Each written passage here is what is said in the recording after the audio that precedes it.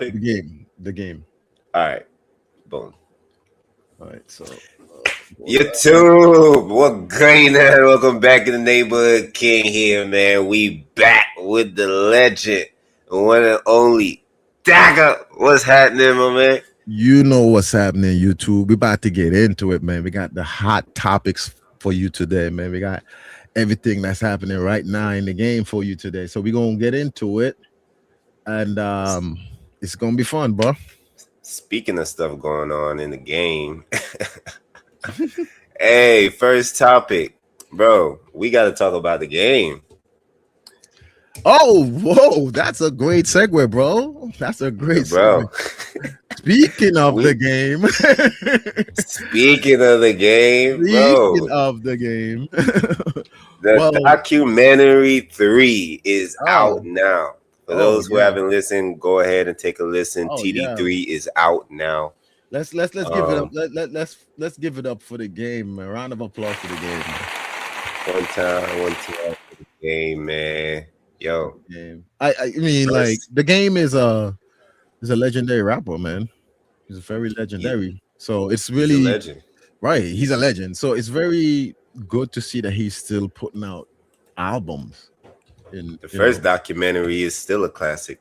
I'm telling you that it's like it's really cool that he was able to somewhat capitalize off the legacy of that album and continue the whole thing. So I am definitely gonna check out the album. I haven't checked out. I heard a few tracks off of it. I heard the one that's online a lot. People have been clipping the one with Drake. No breaks. Yeah, the one with Drake. And I don't know, man. It sounds to me like he's popping some shit at Kendrick. I could be wrong. I could be wrong, but I think that the way he's painting the picture here is that he don't care what Kendrick or anybody thinks. Drake is his friend and he don't care. Like, I don't know what the whole narrative is, but the game get a lot of pushback, of course. We can't play the song, y'all, so I'm gonna pull up the lyrics. So of course he get a lot of pushback. I don't think that he get pushback because he's whack. I think it's because of his antics. Drinking the whole bottle of liquor, going on Drink Champs and saying that Kanye West did more for him than Dr. Dre ever did. That was a little bit weird. Crazy. Would you say something like that? And just like a stream of other things that he would do and say that kind of just like paints like a bad picture for his legacy. I don't know. It's like he should be respected like 50. Like, people respect 50. People love 50. If 50 were to drop something, let's say 50 was like, I'm dropping an EP, everybody would rush to it and listen to it. I don't know. So it just seemed to me like his antics kind of like right now he dropping this album and it might be a good album. Who knows? Like, it might be dope because game is dope, but it's probably going to get overshadowed by all the antics and stuff. I don't know. Yeah. And another thing too, it's 24 songs. That's way too much songs. In this kind of time and era, you got to stick to like 10 or 10 songs is the most you should stick to right now. If I was putting out any album right now, I'll stick to 10 songs. And if I wanted to add little bits of pieces of whatever in between to lengthen out those songs, then I would. But you're getting 10 records, man. I ain't giving you no damn 24 songs. You ain't got that kind of. Listen, man. People don't listen to like songs like that anymore. A song is even shortened nowadays. Like, you're getting a song used to be 4 minutes. Now a song is about maybe like 3 minutes tops, 2.5 minutes. Bro, I ain't gonna lie, OG. I hate them 2-minute songs. Me too. I don't like really them. do. No, I'm not into them. We living in a ringtone era or some shit. Like, bro, when I see a song, when I look up a song or a music video and I see 2 minutes and 10 seconds, 2 minutes and 30 seconds. I'm like, what you really went in there gonna do? Okay, I hear the hook twice and one verse. Like, that's it. Well, That's all. well, That's that's all the you era. got. Listen, you remember that song by Bossman D-Lo? Yeah, That song is only about 2 minutes, and I it's only like know the TikTok section. that song about 2 minutes, and he said that the reason why he made the song that long is because when he's in the club, the DJs don't play the song that long, so he doesn't even make it. So I'm like, so you're making your song based on what the DJs do in the club, not based on the listener that's gonna play your song at home. It's such a weird time we Yeah. live in, brother. It's like it's almost as if like all the people that work so hard to create music, like in the past, all the people from today is just shitting on it. It just Literally. it's just taking off the pants and taking a big fat dump on the music thing. You know what I mean? They're just like, we're just gonna just dump all over what all the work that people did from the 70s, the 80s, the 90s, and the early 2000s. We just don't get. Dumb it down. We're just gonna just dump all over it. It's like what? But anyway, about this Game album. Yeah, man. No breaks. So, for those who haven't listened to the song, we got 2 words out of Drake. No breaks. Wait. All he said was no breaks, no breaks, no breaks. That's all he did. It, bro. That's it. That's and then it. and then the Game rapped his verses. I think Drake is doing the hook. But when people heard a Drake feature, I'm sure they were looking for a verse. You want me to pull this up? So you know what I think about all that? I feel that Drake, I think Game did this as a chess move. I'm telling you, this whole Kendrick thing, it's almost like I don't know, man. I actually used to be a Game fan. He didn't have any feature, bro, from Drake, but he put Drake name on it. He tried to antagonize the what they calling him now, bro? The boogeyman. Kendrick. Yo, he trying to pull the boogeyman. Here's my view on this whole record. I personally feel like it's a Drake throwaway record that Drake had, because if you check the type of style it's in, it's kind of like in that song that Kendrick did. What was the song that had the same type of style, like the bass sound or whatever they call that? Like Drake did a song similar to it. And it's to me, it's like Drake had this record, Game heard it and said, "Can I have that, yo?" And Drake was like, "I was gonna use it for my album, but I don't want it. I told somebody to make me a couple of LA sounding beats, and they made these songs." And Game heard it. Drake was like, "I already had a kind of idea for the hook." And Drake was like, "What?" And Game was like, "What's your idea for the hook?" And Drake was like, "Oh yeah, it's like no breaks." No. And Game was like, "Yeah, I'll take it." that's how I feel like it happened. That's how I feel like it happened. Because this song just sounds to me like Drake didn't really want to be on it, but he's on it. You know what I mean? Yeah. It sounds to me like he didn't really want to be on there, but it don't sound like he participated. Like, yeah, it's almost like he just could have damn near chopped that out of another song. I'm telling you, it sounds like a throwaway record. It sounds like something that you just loop it where he says no breaks a couple times. Yeah, it sounds to me like he had that record and he just decided to give it to Game. Drake had that in the cut somewhere, and he just give it to Game. It's like, I'm gonna give Game this record, because Game was harassing him for a feature, and he didn't want to do it. He didn't want to. Yeah, man. For those who ain't listened to the song, Game is basically saying, that he and Drake, they twins, they rap. He basically saying he on Team Drake. He said he thinking the side. He riding with Drake. Yep. He said he got the Drake on the side, Drake on the side, or whatever he's saying there. He got Drake on the side with Drake next to him. They the three amigos. He said he take off on a nigga like amigo. His diamonds offset like amigo. Hey, you gotta give it like to him. Amigo. You gotta give it to him. He is a good lyricist. Yeah, I like it's the just play that on the takeoff, offset, Quavo. it's just that his antics sometimes really like throws off the whole thing. Like he just recently was on a show or something. I don't know what that was, but he was talking to Adrian Broner, the boxer or the former boxer, Mhm. whatever that guy, and he was talking about the situation where he drank the whole bottle of Don Julio on the verses, and he said that shit took him a whole week to recover, which is what I Yeah, was man. saying. Nobody our age supposed to be drinking liquor like that. Like that was just a Nah, bro. stupid move. So now he's over here telling Adrian Boner that um guys like us shouldn't be drinking like that anymore, and we got to take care of ourselves. And I was like, so you just did that just for the the He was viral lit. moment. I think it was for the viral moment. So, like I say, his antics it always comes back to his antics that kills his movement. I think he is a great rapper, a great lyricist, like one of the best.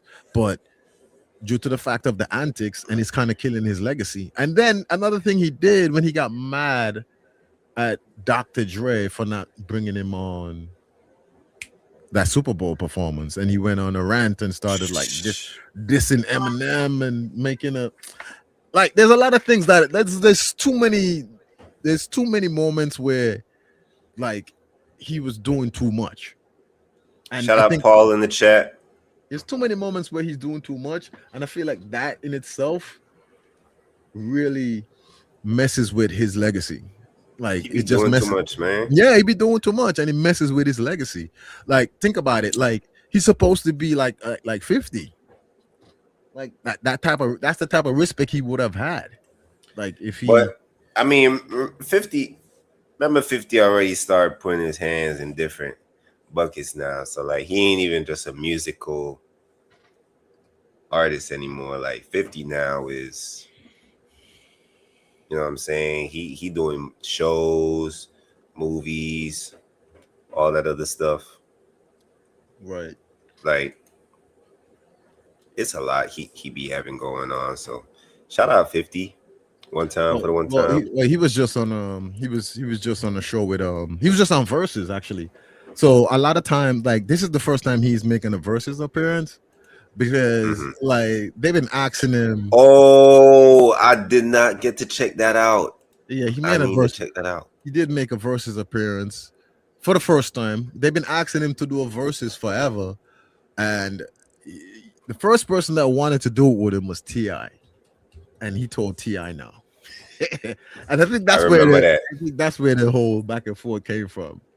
That's where the whole back. Remember we were just talking about how Ti whole family was dissing 50. Like Ti whole family went on a like a, Do you fuck do you 50. think that would have been a good versus though? I don't see Ti and 50 being like the competition. King of New York, King of the South.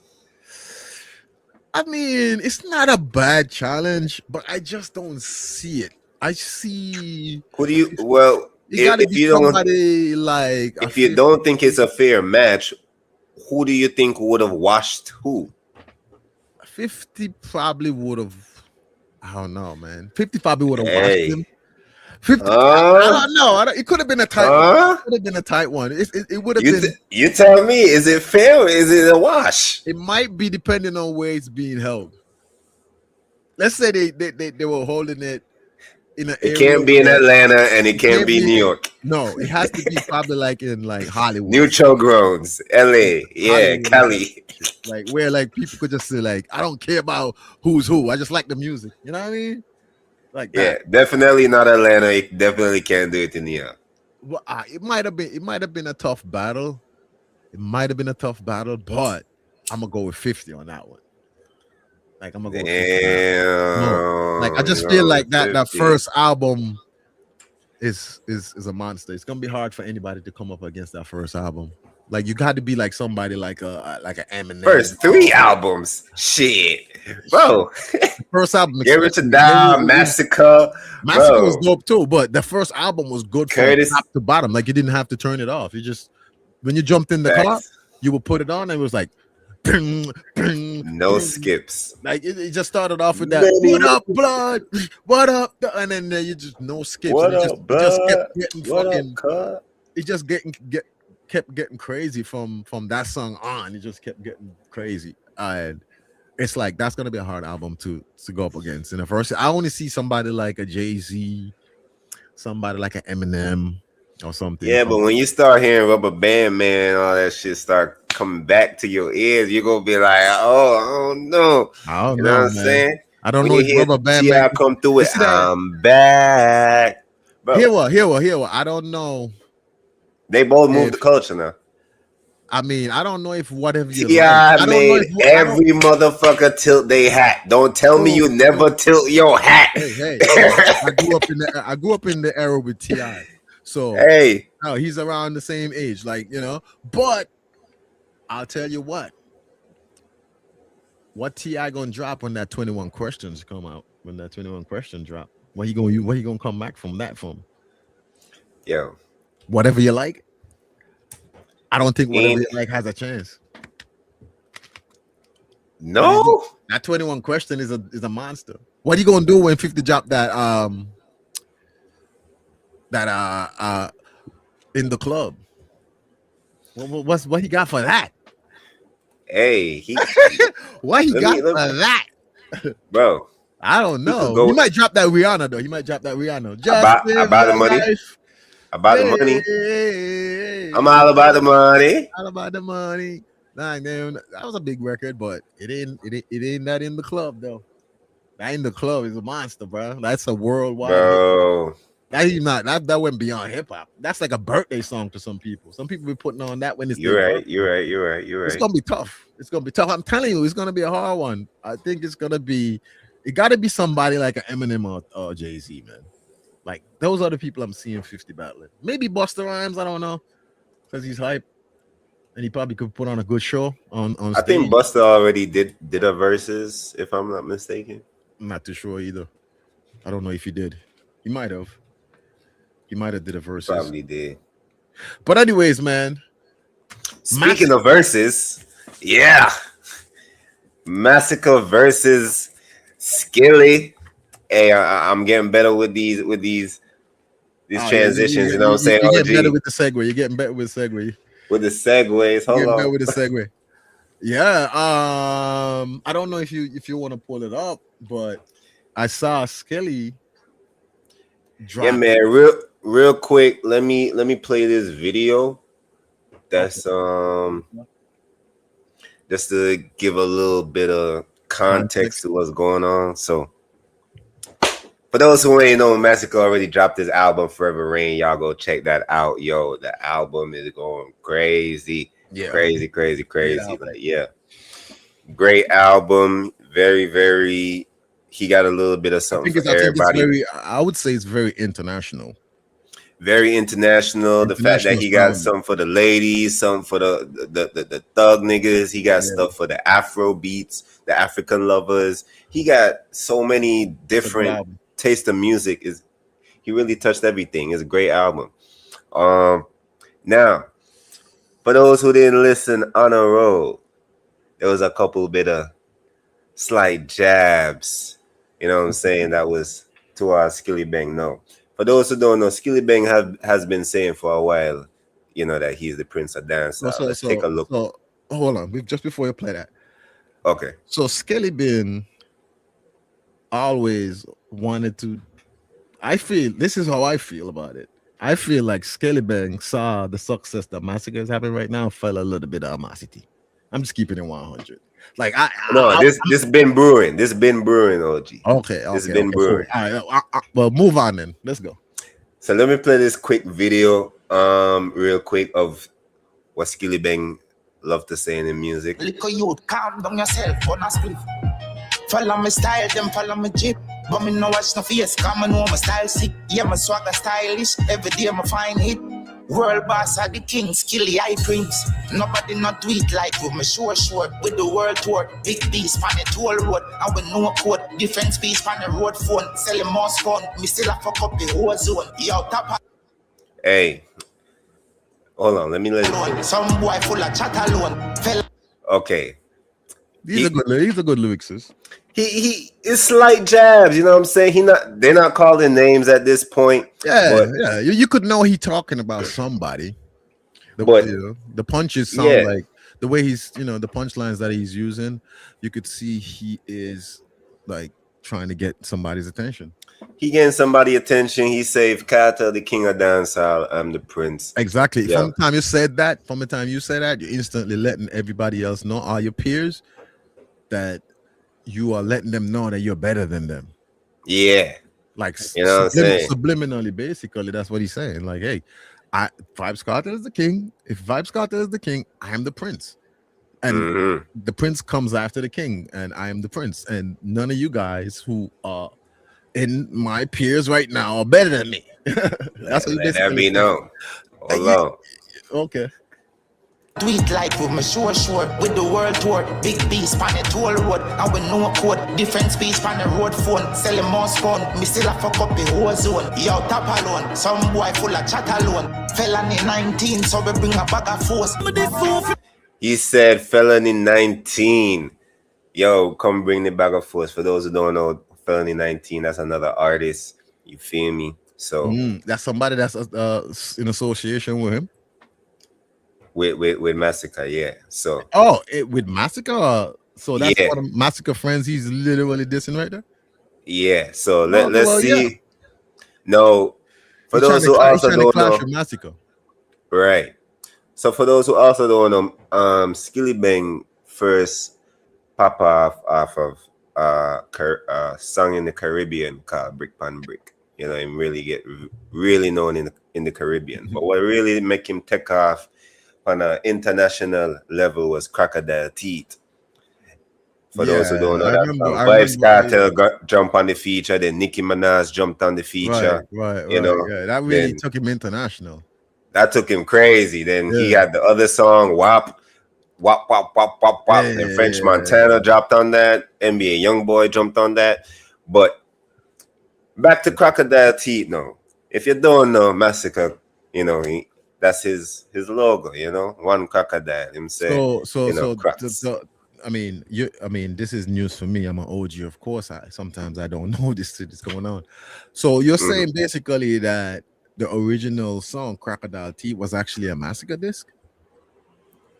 No, but let's say in American terms, if JayZ calls himself Hove, right, and they got some nigga in the Caribbean who's an artist that called himself Hove. Yeah. So it just so happened the two of them repping crocodiles. You see? So like it might have been a slang that was going on at the time too. Yeah, let's see how Masicka used that to his advantage on Honor Roll on the Forever Rain album. So we bring a bag of force. We never switch off my fam. They kill them my body we no live off man. I saw me left daddy yours. I go kick off a plan and tell me buy mommy yours and I live like a dan. Style them rank like a ram. Tell the princess one crocodile pan the land. We them. Tell the princess. It's only one crocodile on this land. Hold on, wait a minute. So the back and forth was going on for a while. Yeah, it's been going on for a while, man. Wait a minute. Because I'm over here thinking when I heard the Skillibeng this, I'm over here thinking he must have saw that Masicka success going on and was like, man, screw this dude. I'm just gonna go in the studio right now and lay down something just to let him know. Man. But it seems like they've been going back and forth for a while. I like this. I like this battle. This could be a good one. It's nice, you know what I'm saying? 1, 2, 1, 2. So once it stays on wax, it could be a good one. From everybody here, that one line there. I don't know, man, but that boy Masicka clean, man. Hey, smooth with it. Dog say, yo, you're a princess. Skillibeng not take it too lightly, you know, cause Skillibeng ain't no punk either, so exactly. It's not like he gonna just lay down and take it. Pause, but like he gonna fight back. He gonna fight back. And that he did. Should I play the track, OG? Go ahead. All right, man. So now we gonna check out next Zappa by Skillibeng. The dog went crazy. Watch ya.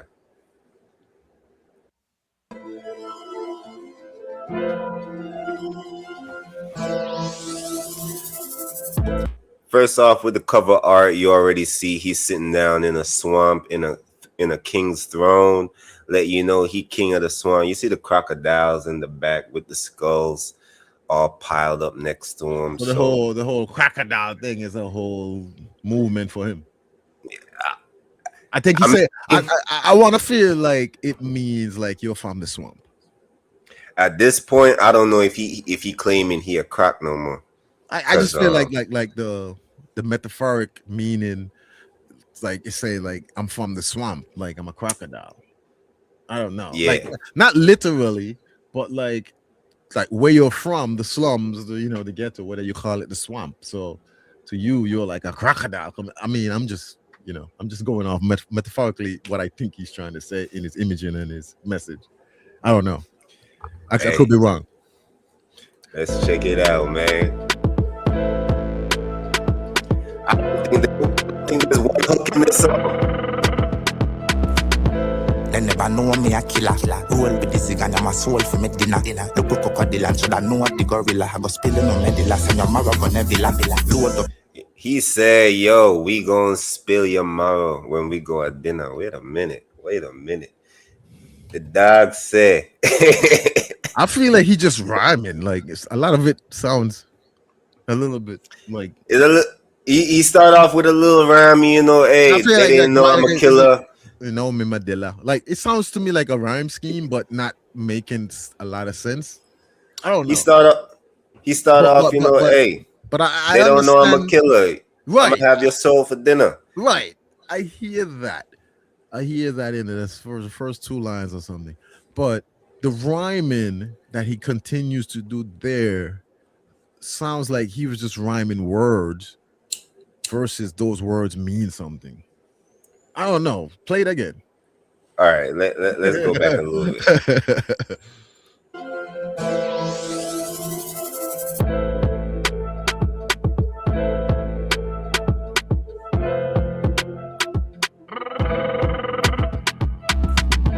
They never know me a killer. Roll with the cigar, I'm a soul for me dinner. Look at crocodile and should I know what the gorilla. I go spilling on me the last and your mother gonna villa. Load up the clip up right there. The crocodile should have known the gorilla. I go spill your marrow. Miller. Hold on. Yeah. Okay, that's what that means. Okay, cool. I get it though. He had to rhyme the crocodile, Right. That's what I said. The rhyme, he wanted to keep the rhyme scheme going. But he mean crocodile. Right. He means crocodile. He changed the word. He just changed the word a little bit so he could rhyme. But fit the pocket. Yeah. He made a picture. Blood full of river, pussy that you swimming. I'm not choking the chicken. The blood full of river. At that. How you fi swim in that? Okay, you know what I saw, like when I was listening, I listened. I don't know, I didn't hear it on this beat, but I think he played it on Instagram like by itself without a beat. But the one thing I got from it was, I think you remember the other day I was talking about how the guy that you played for me, man, the young guy from St. Kitts, Ra. Not Ra. Little QB? No, Kale. Mm-hmm. And I was saying that his style is really raw and kind of like gory and kind of like bloody in a sense. Like he's very graphic with how he's explaining things. I think this guy kind of fits in that like category too. Like he's like he torn Lord. I think he torn just like Snoop Dogg, like. You're not aggressive, but still the context is still The context is almost very raw, and it's like very raw and a little bit graphic. Like he's not trying to clean up his words. He's actually making up words. he's making up. He wants you to picture exactly. Right, he's making words. Right, he's graphic and he's very violent with it.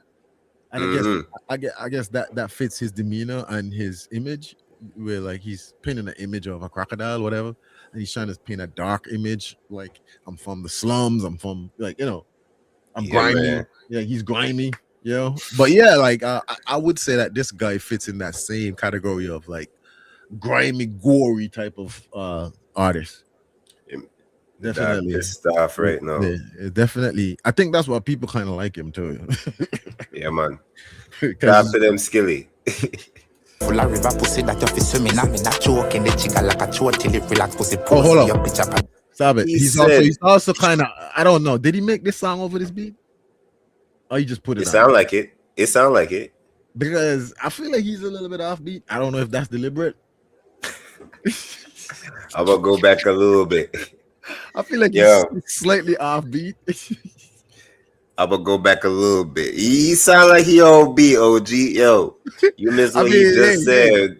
Bro say you gonna choke on that trigger. That shit sound a little. Dude, when I listen to like, that's why I said Masicka is clean. Mm-hmm. Like Masicka is very sellable. I'll tell you that. Like any record label, anybody I that get what you mean. Yeah.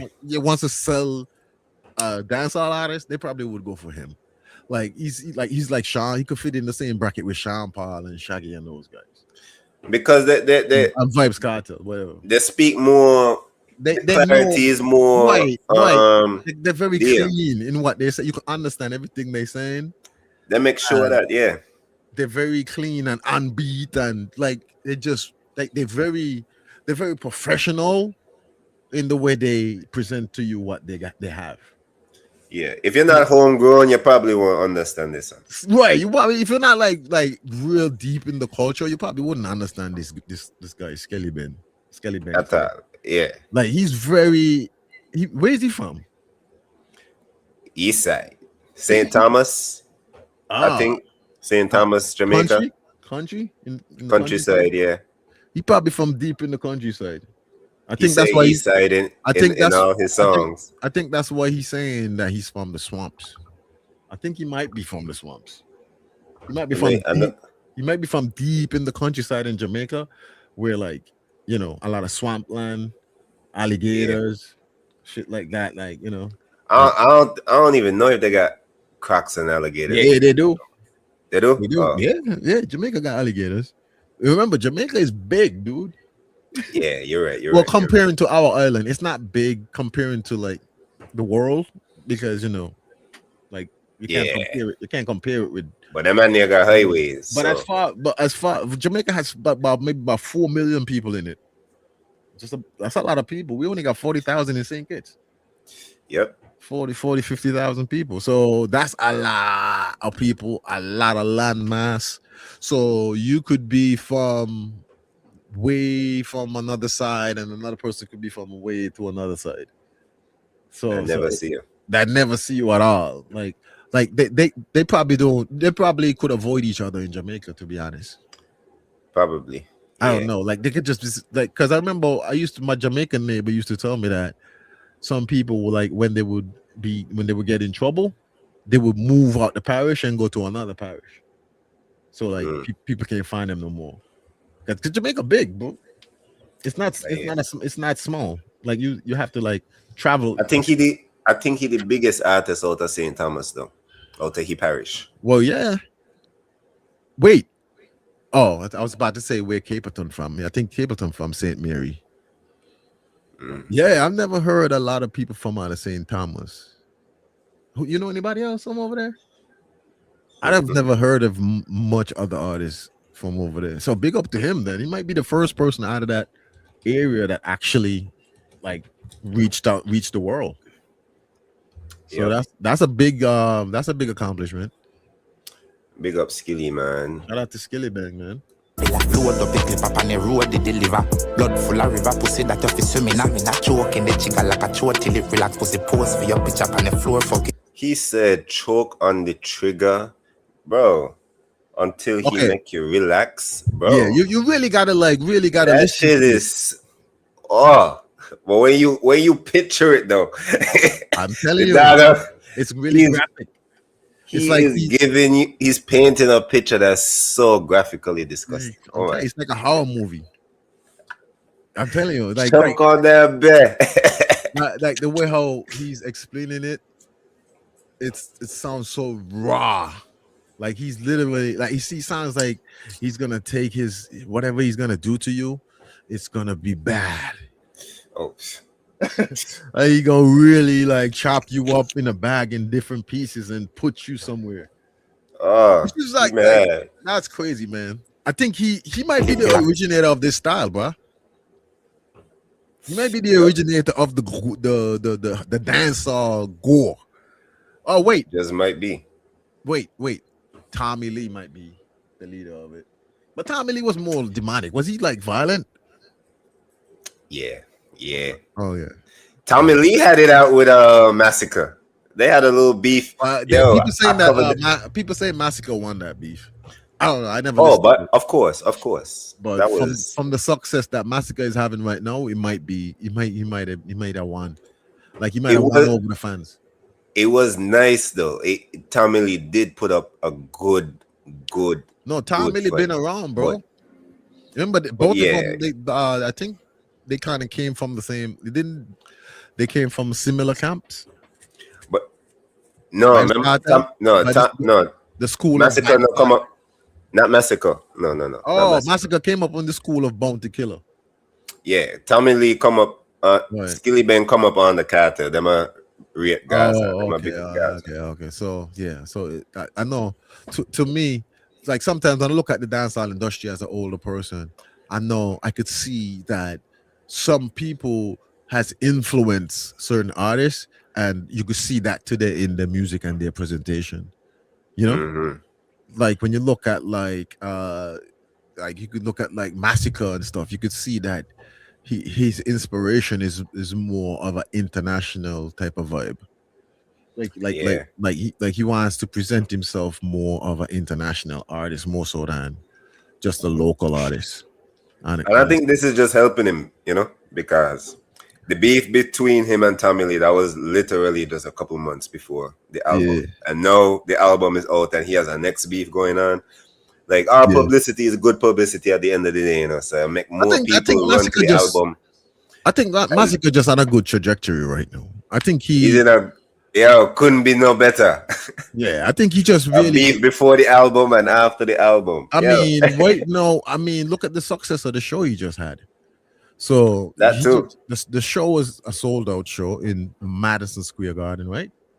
Tickets sold out in under 2 months. Was it Madison Square Garden or somewhere else? No, Barclays, the Barclays. Right, Barclays. Right, yeah, Barclays Center. Right. That's still a big stadium. But even to that, like selling out Barclays Faster than album. Alkaline and Vibes Cartel. did. Exactly, and still getting the record deal, the record deal with Def Jam. Yup, That's a big with thing. Def Jam. Big congrats to That's that a- again. That's a big thing. Yeah, I mean, you can't say enough about doing that.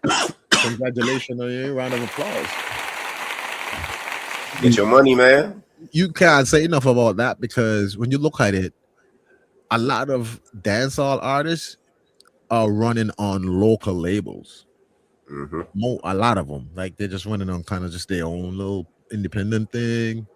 Maybe they have a little distribution here and there, but you're not seeing a lot of them doing major label deals. Hmm. Like you're not seeing like a whole bunch of dancehall artists doing deals with Def Jam or Rock Nation or whoever else record label they got out there. I mean, Byron did have a good deal, but I think his deal was like through Interscope. I think that was the distribution label. But I don't know where they at with that anymore. I don't know them dudes' business.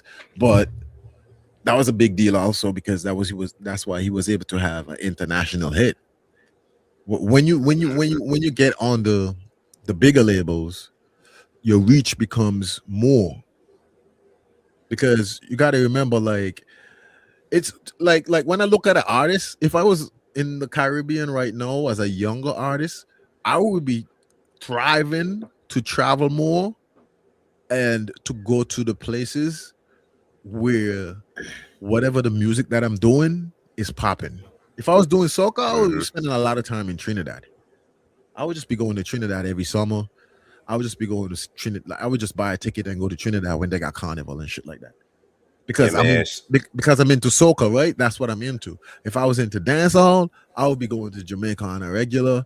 meeting up with people at reggae studios, dancehall studios. Yep. Shout I out would. Virgil Hodge doing her I'm, media I'm runs right telling now. you, I would be going to. I would be if I had a visa. I would be going to Miami and meeting up with dancehall communities, like dancehall parties. Like that's what I would be doing. Like because the thing is, like when you're doing your music, even the artists in Jamaica be struggling to actually maintain too. Even though Jamaica is the maker of dancehall and reggae, sometimes the artists be struggling to get booked too. Mhm. So you literally gotta like really push to do shows outside of your island, in my opinion. Like you should be trying to get your stuff out the islands. You should be spending six. That's if you already got your island on your back, I would say. Well, if you got your island on lock, because a lot of times, if especially small island artists gonna lock your island easy. You ain't got much ground to cover.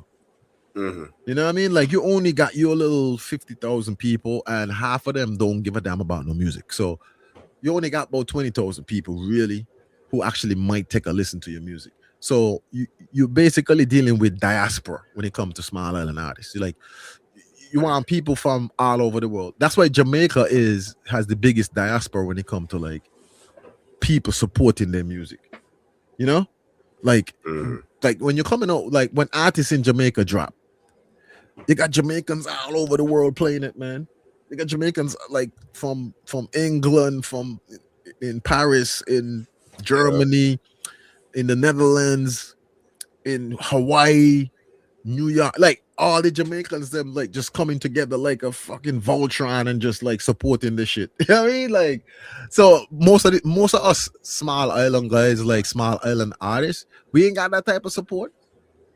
For So real. so what we gotta do is spend more time outside the island doing promo. You know, like going to Jamaica. Like if you're into reggae, go to Jamaica. I would be going to Jamaica, Jamaica. bro. If I was doing reggae, but this is information that I never had earlier. But better late than never. That's why I live in New York right now, because from the time I realized that the place where I want to live out the type of musical dream that I have, the only place that I could do that is in a place like New York or something. Because I'm into like Yeah. hip hop and beats and stuff like that. That's where people doing it. That's where like when you drop a beat, somebody might be like, "Oh shit, that sounds kind of dope, bro. Who did that?" When like depending on the type of beat that you're dropping, somebody might not rock with it because that's not the type of beats they like. Like if you're in the Caribbean, you can't be dropping straight hip hop beats because that's not what people really listening to there. You know, Yeah. people in the Caribbean don't really listen to a lot of hip hop. They listen to a little bit, but not a lot. You know, and I for one don't think that Caribbean people is looking for hip hop from one another. Yeah. I don't think so. It's never occurred to me that that's what they do. But But yeah, anyway, there's a lot of hip hop artists from where we're from that that style just unfortunately ain't. it's not gonna pop where there. Yeah. But that doesn't mean that they should stop doing it. It just means If you that they want to should do be that, I would say focused on. go out. There was a by what he name by shit. I think he in Canada. Another a Saint Kitts rapper. The dude that used to be Jamaica by far. Somebody drop a comment. Jamaica by far has the biggest diaspora in the English speaking Caribbean. Yeah, Jamaica do like has the big. I remember going to the Cayman Islands, bro, and running into a Jamaican like out the blue, like, what the fuck are you doing here, bro? Like, I like the Cayman Islands. And if you've been to the Cayman Islands, like it's more of like an island where people just go visit. Nobody really live Hmm. there. You know, like I don't know much people who tell me like I live in the Cayman Islands. No, like it's just like a place you go visit, just hotels. It's just hotel. I didn't even meet a resident. You know what I mean? I just met people that was working. Seriously, I just met people that work there in hotels and they live on the premises somewhere. They'd be like, "Yeah, I live in a hotel room." Yeah, they'd be like, "I live in the hotel room." The Jamaican dude that I met in the Cayman Islands, uh, I met him on Little Cayman. Little Cayman is the smallest of the it's like 3 islands. Yeah. And Little Cayman is the smallest one. Like they have one fucking grocery store. Like it's in the middle of town somewhere. Like everything is a delicacy because you only get shipments every month or whatever. And Price must be high. of course, supply and demand, bro. And I met one Jamaican there. He was like, "Yo, man, me want to go home and visit me mother, man." And I was like, "Really? What happened to your mother?" He was like, "My mom, my mom passed away, man. I want to go home, go do to the funeral and everything, man." I was like, "Ah, shit, man. I didn't even know there was Jamaicans over here." Jamaicans everywhere. But hey, it is close to Jamaica, bro. It's not too far from True. Jamaica. True, It's true. probably just maybe, I don't know. I mean, you can look it up. It's probably like half an hour flight, maybe less than a half an hour flight from Jamaica to the Cayman Islands. It's not that far. But Jamaicans are everywhere, bro. So their wingspan in terms of support for each other when they do stuff is super crazy. It's almost like a little island gets more promotion than bigger places in the world because of the support that they support their culture. Because they really support their culture, you know. Shout out Jamaica, man. Shout out Jamaica, man. We end up going into all kind of things, but shout out to Masicka. The new album is amazing. Yeah. New album is Like a amazing. throat till it relax, pussy pose for your picture on the floor, fucking it, that. Me go fi kill a pussy, him a fi vanish, I coulda force the hinna, and a joke in me, hinna. When I get in a win, I splinter in a him a million big chat, if you been a killer, 50 bullet, danger killer. Yeah, rifle spectacular, squeeze and pussy, it up, flip off, me not afraid of pen, I remind this man, and you're dead, the man. So me step on me walk with the intro, take and kill all this, no resolve, if a boy not dead, me piss off, don't get me that 100 drive from me bad. Yo. Yeah. It sounds like it's a freestyle. I think it might be a freestyle. I think he might have like thought about He don't it. want to injure you. Fam say, if you don't die, I'm pissed off. Yeah, I think it's a freestyle. It might be a freestyle. It might be a freestyle because he's still going off of that Illa from the all the way from previous. He brought it right from he didn't stop the doing initial anything. bar. Them to know me a killer. He's still going on that same. Yeah, he kept the same flow. rhyme scheme probably like for 14 bars. Hey, all right through the whole thing. But yeah, shout out to him though. He's a good lyricist too. So if he Walk with the intro, if he even freestyle that's crazy.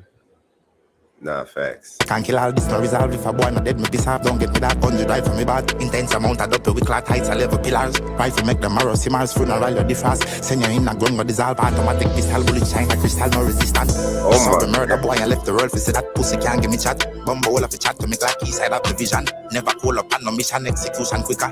We ain't coward, no familia, separate out a nigga. Oh my gosh, bro. Yeah. And Bro. this just came out yesterday, right? When this came out, man. I saw it online last night, I think. Yeah, yesterday. Yeah. Already at 227,000, man. Yo. Well, here's the thing. I saw people commenting and saying that he's throwing shots. He's ready to lose. He's ready to lose. So I don't know. So, but hey, I think it would be a good clash, though. I think it's a good. It would be. And if I was Masicka, I would entertain this shit. Like, what you mean? He Yo, will. my album is out. Isn't he already doing it though? I need a response. Shout out to Attila Sandal. Sorry, I messed up your name, but you. Attila, what's happening? I will just keep it to Attila. That sounds like the right. Rises up, I kill mosquito, them know some Masicka. In a real life, you wicked up. Hold on. Did he call his name? Yeah. Hold on. Just said Masicka. We ain't coward, no familia, separate out a nigga. Rises up, I kill mosquito, them know some Masicka. In a real life. He Kill said Masicka. he called him a musk. Well, that you know, his enemies do call him Masicka. Yeah, his enemies do. But yeah. So you ain't even got to figure out anything no more. You know he's talking directly to him now. Oh man. He Bro, said, kill you Masicka. know Masicka. You know I'm Masicka. And I him say after? Yeah. Yo, Yeah, kill Masicka. You know Masicka. Oh, he's. I tell you, I told you, he's a good lyricist. your Masicka, His but style is Masicka. his style is just a little raw, but Know that. he's a good lyricist. Same rhyme scheme. He's still on the same rhyme scheme. Yeah, Bro, he's still on the same rhyme scheme. Hold on, bro. I mean, well, did Masicka? Oh, Masicka ain't dropped none yet. That's this. We ain't hear nothing yet. I don't know if he. Well, I don't know what he gonna do. I think it's gonna be a good challenge for Masicka. I feel like Masicka. I honestly, I don't really want to take any sides like that, but I want to say I'm more swaying towards Masicka because his execution to me is just more Calculated, cleaner, more international. So I am swaying towards it. But don't close your eyes on Scully. He does have the lyrics. He got the lyrics now. Hold He does on. have the lyrics. We ain't coward, no family, separate out a nigga. Rises up a kill mosquito, them no Masicka. In a real life, you wicked, I press your rifle hitter. Get that just like a stove, it in a melt, the fastest spinner, still a result, but the rifle fisher. Never scared, them a bait, we no play it anyway. Well, a shot in your face, hell of ears, yeah. You not ear shot in your ears like a train. So them rifle, you long in your way, pepper spray, yeah. Big shot, that in a decay, anywhere, yeah. Murder boy, we bad every day, head a drain, yeah. Instant, the tat of your pain, new gen, yeah. Pussy, and no back in a the day. Oh my gosh. Them a lucky place. Oh my gosh. Yo. Yeah, he's definitely from the countryside. And them a lucky place. Lucky place, yeah, that's a countryside slang. And them. I know them. I know them. I know them a lucky place. Yeah. He from country. Hey man, he from way in the countryside, but I like it though. He's very raw and lyrical, and he ain't scared. He coming. I think he's ready to get his spot. He's ready to get. I love when an artist is finally ready to stop sending jabs and like, yo, he's ready. He's ready. The thing is this. It's a fight. It's a battle. So at the same time, like you can't go into a battle knowing that you can't win. So you got to prepare yourself for war. And I think he thinks now that he's ready for war. He's had a few. Just a little warning shot. Just a little. Yeah. It don't sound too crazy, you know, but like he said a little something. But I mean, if you're spelling out the man's name, that means you're calling the man out. So be prepared for the repercussions. I know Masicka not gonna be quiet about it. He gonna do something. So yeah. Please, Masicka, respect. I know you just dropped the song with Damian Marley. You all holy and stuff. One Sam Adair. I know it's going viral. Question. Do you feel like battling serves a purpose anymore? Hell yeah. Because it's a conversation that hip hop is a sport. You remember when JayZ said it? Like he said, "Oh, I think we're over battling," but I feel I disagree with him totally. I didn't agree with that. I don't think we are done with battling. I think battling is cool as long as it doesn't get nasty and stupid and violent and physical. To me, if two artists want to prove themselves lyrically, I'm down with that. I'm totally down with it. And sometimes when artists do that, you do get some amazing music from it. Like you see, like Drake and Meek Mill, I feel like that was cool. No kids, no moms and things like that was involved. You know, that might have been the cleanest one I ever seen. Bro, the fact that the worst bar out of all bro, is that a girl tour your world that tour? Was the defining line to Barry Mills. If that was the most disrespectful shit in that line, bro, then yeah, we could have battles and still be lit. We don't gotta take it to Kendrick and Drake where like kids are involved and shit like that. Don't get me wrong, you make it spicier. But here's what those type of battles you can't come back from. You see Meek Mill and Drake, they friends now. They cool now. I blame Drake though for that one. The reason why I say I blame Drake for that one is because Whitney, when the battle was happening and he realized like he was losing, he went low. And that's what happened. When you go low, people gonna go low too. You know what I'm saying? And but no. Remember. he Kendrick dropped this song with Future. Yeah. Like that. Then Drake dropped this song with J. Cole. First person shooter. Yeah. And then No, my bad. They dropped first person shooter, and then Kendrick dropped the song with Future. Right. So and then first person came out first. And then remember Drake dropped Push Ups. Push Ups came out after the Push Ups came up after Like That. Right. Yeah, that was Drake's reply to Kendrick on that was before on Like That. Sorry, Like That. That was before Kendrick did any of the Euphoria. Not like right, bro. Push Ups. He talking about his wife, bro. Yeah, in Push Ups, I tell you, he went low. Yeah, he started bringing other people involved. He wasn't even losing.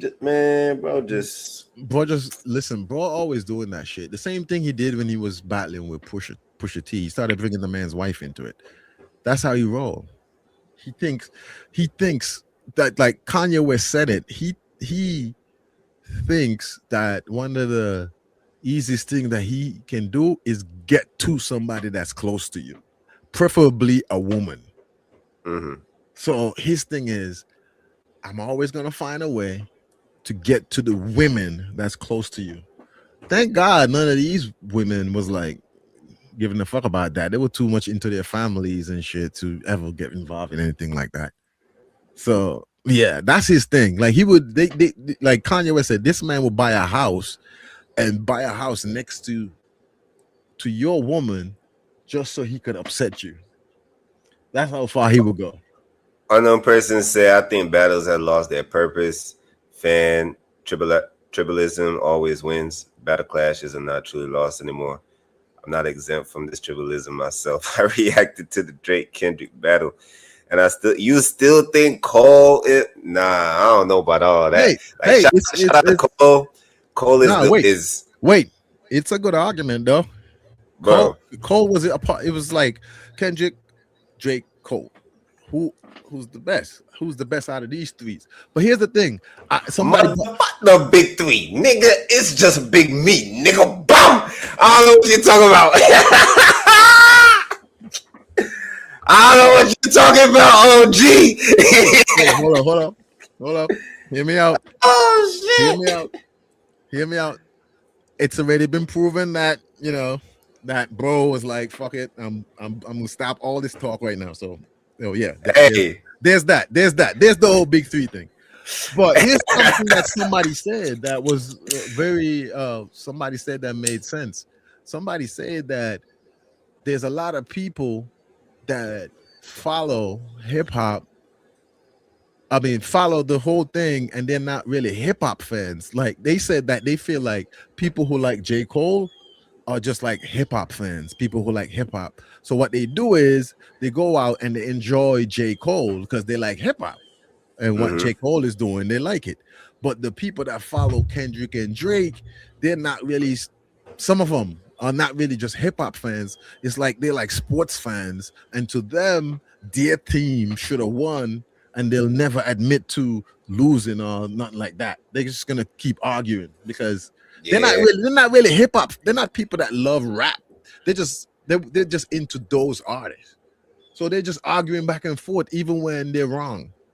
Yeah, like, those type of people you can't waste your energy on. Like, no, right? They're not hip hop fans. They can't tell you anything about hip hop, but they just be arguing about Kendrick and Drake all day. Like, they're weirdos. You know what I'm saying? Like, a lot of these people are not hip hop fans. They don't love hip hop. They don't. Highlight, we're still waiting on our response right? From you. DJ Academics, yeah, DJ Academics is one of them. But DJ Academics is an opportunist. That's what he is. Like, basically, his thing is he's gonna look for rage bait content to rage people to boost numbers. He's an antagonist, right? So what he does is he just like try to antagonize people to boost numbers. Remember, he never used to show his face before. He just used to like be behind the scenes, like, DJ Academics, and then people were like, "Who the fuck is this guy talking about?" And then his thing was talking about the beef in Chicago. He was all talking about Chirac, until Vic Mensa showed up one day and told him like, "Yo, Bo, I feel like you're just trying to portray this negativity, and you don't really give a fuck about these people. You just want to bring this negativity to people's attention. You don't care about them. So yeah, there's a lot of people like in hip hop that don't really care too much about hip hop, but they only care about the artists that they like. That's all they really care about. They don't care. That's why like you can't get them to admit anything. You can't get them to say, "Oh yeah, the artist was wrong for doing." You can't get them to admit shit because they're like sports team fans. Like sports teams fans don't care that their team lost. They'll still try to fight you. Highlight, I still want a response from Mariah. Oh shit, you ain't letting highlight slide, boy. Hey, Raga album on the way. Well, we gonna see what he said on that album. Pull the beer, please. But I know, like I said, don't ever close your eyes on highlight. He is an assassin. So he is. That's why we need him out here. Like, bro, what you doing? You want to make the game interesting. Yeah. And with that, so don't make me be an academics now. I ain't trying to be that nigga. So but do we have a new record from Byron Messiah? Yeah. So well, I don't even. It's on his Spotify, so I'm assuming it's official. He put it out. Yeah, he got it out now. It's been a while since he's like really put anything forward. I you know what? I don't really too much like to look at. I don't like to be in people's business too much, But I'm kind of curious about the record deal. I'm a little bit curious because. Like, is he still signed to ZTG or whatever that record label is called? Is he still signed there? He's not signed there no more. Nah. So who's he signed to? Because I know he had a distribution deal through Interscope, which is the parent label to Koch. So he was signed to about 3 labels, maybe 4 labels at once, which is crazy. He was signed to one nigga, to a next nigga, to a next nigga, to a next nigga. As Pusha T would say, you know what I mean? But yeah, he was signed to a lot of people. But I don't know. He hasn't been very present lately. I haven't seen him in much. Somebody said, the unknown person, he said, last I saw of Byron, he featured with an Ugandan artist called Joshua Baraka on a song called Morocco with French Montana. Okay. I didn't hear that song. Didn't he leave ZTG? He still signed in the scope. Okay, he still signed in the scope. Okay, cool. Because I know he had a deal with Interscope. With I know he had I don't know what the contract is. It might be a distribution deal. It might just be like whatever you do. He probably got a couple projects to drop. Bro ain't dropped nothing. So like really? we need some music, you know what I'm saying? Did you this is it? This is the song? Yeah, this song right here. So this is the new record. We're not gonna get a YouTube strike or nothing, right? For this, right? I don't know, but we could pause through it. You know what I'm saying? Go ahead. Let's see what he got. Let's see what's going on.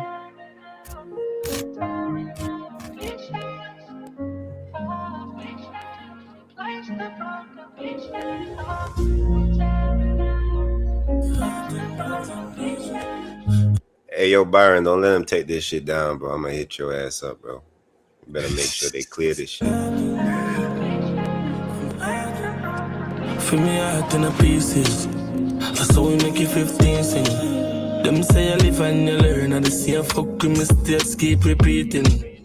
Me and my demons reasoning. More times me can't tell people these things. From my dad mother still grieving. Dog a real thing. Love us something in a need like white people and seasoning. You say he not like Damn, Then You say he don't like people the way white people don't like seasonings. white people catching a stray right there. The way dog said the way white people don't like seasoning. Janor, But just did a drive by without even caring. But just like, let me do a little drive by, man. Oh man. But I feel him though. Man. I feel him though. You know Oh yeah, I get it. I get the punchline. It's crazy. He ain't lying. He ain't lying. Hey, bro, going through it, man. Still seeing his homie mama still grieving. All right, yeah. Got him feeling like he don't like pieces. He don't like people, man. He in a bunch of broken pieces. Dog a real thing. Love us something me no need like white people and seasoning. Come heart in broken pieces. Heart in broken pieces.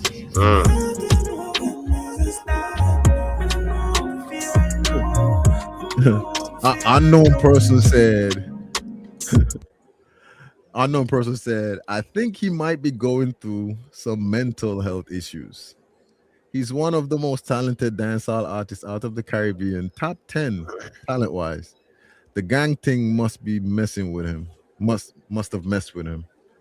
I don't know, man. Like a lot of his songs seem to touch on like being depressed, like being. I don't know. It seems like there's not a lot of happy lyrics. I'm not hearing like he should be a lot more happier than he seems in his songs.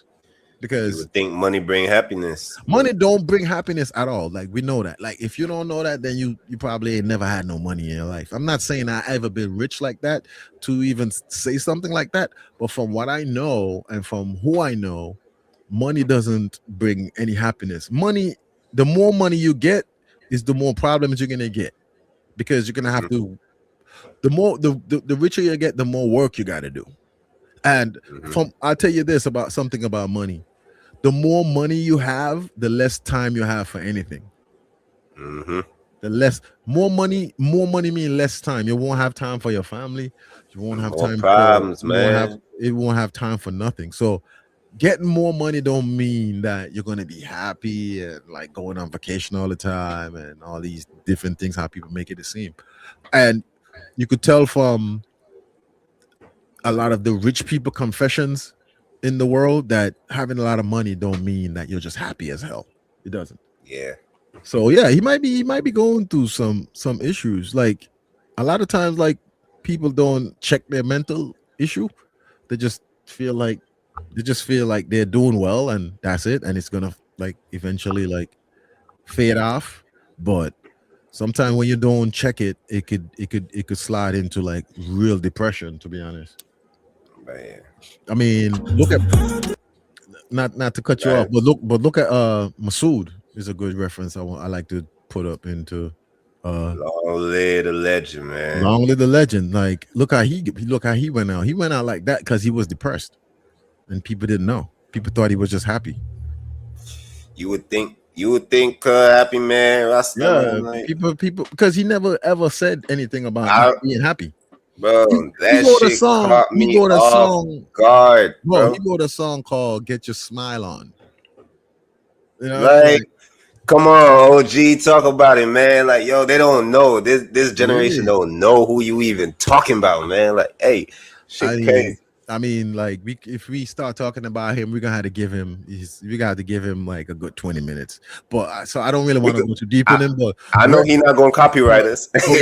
Yeah, like I don't really want to go too deep into his story. So yeah.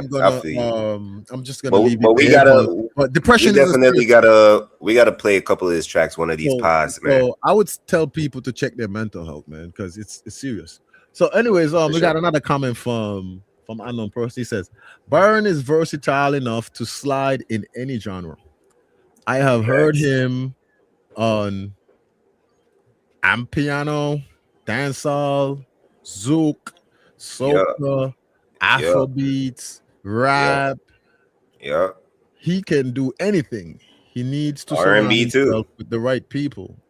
Masood Siddiqui. Yeah. Masood Siddiqui. Rest in peace. Yeah, that's how he was depressed too. So that's why he went out the way he went out, because he was very depressed and nobody knew. He never told anybody that he was that depressed. Like he he just got up one day, got dressed nicely in nice clothes, and went somewhere. And you know, and If we you all know, know you what know. and Yeah. we all know what happened there. He just and they asked him, "Hey, where you go, man?" He was like, "I'm going away," and that's it. Yeah, man. Rest in peace. But yeah, that's his thing. He was very depressed. Nobody really know. So sometimes you really gotta check your mental health. So I personally check my mental health all the time. So when I'm Check on depressed, your peoples too, man. yeah, and when I'm depressed like that, I like to talk to people. I don't like to sit in my depression and just soak it up too much because yeah. Like my dad used to suffer from mental health issues. So I personally was keeping like really staying on top of my mental health because I didn't know if this shit was like, you know, genetics and shit like that. So you gotta definitely check your mental health. Mental health is a serious thing. This Byron therapy right here, man. Let's get back to it. Yeah, Byron talking about. Go ahead. Yeah. No one me do so well. When me I got sleep, now have no bed. Me and my demons talking. Life don't sweet like room in a hotel, dog. I just pain and feel, and the medication way. I'm happy dead dreams. Yo skin. Yo pop smoke.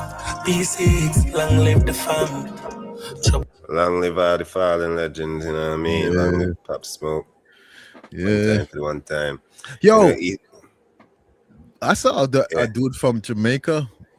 I was watching a video recently, and he was talking about how trap dancehall have not seen their biggest star yet. He was like, trap dancehall have not seen their biggest star yet. And I was trying to figure out, like, could they keep getting locked up? Free chronic law, man. Free squash. but Free- wait though. Here's what I thought when I heard him saying that. I was like, so he never listened to Byron Messiah? It's like, so wait. So just because he said what he said in the Jamaican context, they disqualify him as one of the biggest trap dancehall stars in the world? I think because he ain't blow up off of that. They ain't looking at him like that. He ain't blow up off of what? Jamaican culture? Trap dance, huh? Yeah. Because would you the Taliban rhythm is an Afrobeat. Most might say actually, yeah, they would put it more in Afro. True, because it does fit in that playlist a lot. Like you see, it's in a lot of Afrobeat playlists, but it's also in dancehall playlists too. And on top of that, you throw Burna Boy on it. Right. Putting Burna Boy on it just confirmed that it's more along the lines of Afrobeat. But what happened is that when you take like somewhat like a dancehall rapper and put them over an Afrobeat, you're basically making a fusion. You know, you're fusing dancehall and Afrobeat together, which I often tell people all the time. Like, to me, like Afrobeats fit in the same category as soca. I don't know. I could be wrong, but I feel like it's the same type of music. It's made for BPM vibe. is different, OG. The BPM. Yeah, soca BPM changes. You know, you go faster, go slower. But that tempo is way more hype. Like, well, okay, what song is okay? You know that song by Kes and the band. Yeah. Are you ready? Are you ready for me? What type of rhythm is that? Mm-hmm. That's an African rhythm. Mm-hmm. I mean, it's an African rhythm. But okay, it's they took an African rhythm and they said it's soca, which is fine because they're so similar to the vibe of the music and the intention of the music. Okay, there's like you said, we have to kind of like put the music in different brackets because of like lyrical content and intention. Meaning, like, I don't even want to say Afrobeat because again, Right, they got to we learn the talked British about this the other day. Like, as African yeah, people will look at us like, damn, look at them, just putting us in one bracket. But yeah, like African music is not called Afro beats, y'all. right. What Kes made was African music, but it probably wasn't Afro. Yeah, But yeah, right. There it you was go. probably African folklore or something like that. Afro soca, something like that. Right, like the commenter saying here, that Afro beats has a lot of Zouk influence. Zouk is from Guadeloupe Yeah, and Saint Martin, maybe. What's that? Martican's sound. Yeah, yeah. You know, yeah, Haitians yeah. be with the zouk too. Well, here's the thing. I like to look at it like Zouk is what? Zouk is from Haiti. You know, a lot of people. I don't know. Where's Zouk from? But the thing is, So like, I think I look once at it like this. Haitian. All of it is African. All of it is African. All of the beats that those type of beats, those type of rhythms, all of it is African. It's just how you take it and twist it to make it sound away. Like Burna Boy said, look, I might be an African artist, but I'm sampling Brandy, I'm sampling Tony Braxton and turning them into my own style. Like my basically kind of like African beats fused with like American hip hop and R&B. So a lot of it is still just African based music. Zouk is from a band called Kassav from Guadeloupe. So it's like French. Like French. Okay, so Zouk is more like French dialect then. Like, you know, when Africans started speaking French, they came up with their own language, which was like what they call Creole. You know? Yeah, because it's like once the Africans were taken out of Africa and they go to different places and they start trying to speak the language of the places they are, they come up with their own language. Shout out to Gabri. What's name is that, man? Gerike, I think. Gerike. Shout out to Gerike. Yeah, Zouk is influenced from Dominican cadence, calypso, which is influenced from Haitian compo. Yeah. So I feel like, to me, out of Africa, Haitians are the people that has kept their Africanness the most out of everybody. Like, I don't know, they kept the Haitians. It's almost like if you took a Haitian and just placed them back in Africa somewhere, you wouldn't even know the difference. Like, you wouldn't even, like, just off how they look, you wouldn't even know that person not from there. It'd be like, oh yeah, you from here, right? Like, they got the strongest roots. But bro, these people are to me the most undiluted Africans that you find out of Africa. You know what I'm saying? Like, they're very undiluted. Their culture it's still African. They still cook the same way. Like, you didn't take their culture from them. They kept it and they fought for it. They're the only ones that fought back too. Ah, for real. Yeah, they're the only one that said, man, fuck y'all, man. We ain't going down like that. We fighting back. Shout out to Haiti, man. Shout out to my Zoes. Shout out Haiti, man. Oh, we still run joke, come smoke, for the liter, man. Send me killer fi kill boy, me give my grand. Pan belly dance confusion, full of weak like Western Union. Oh, come heart in broken pieces, heart in broken pieces.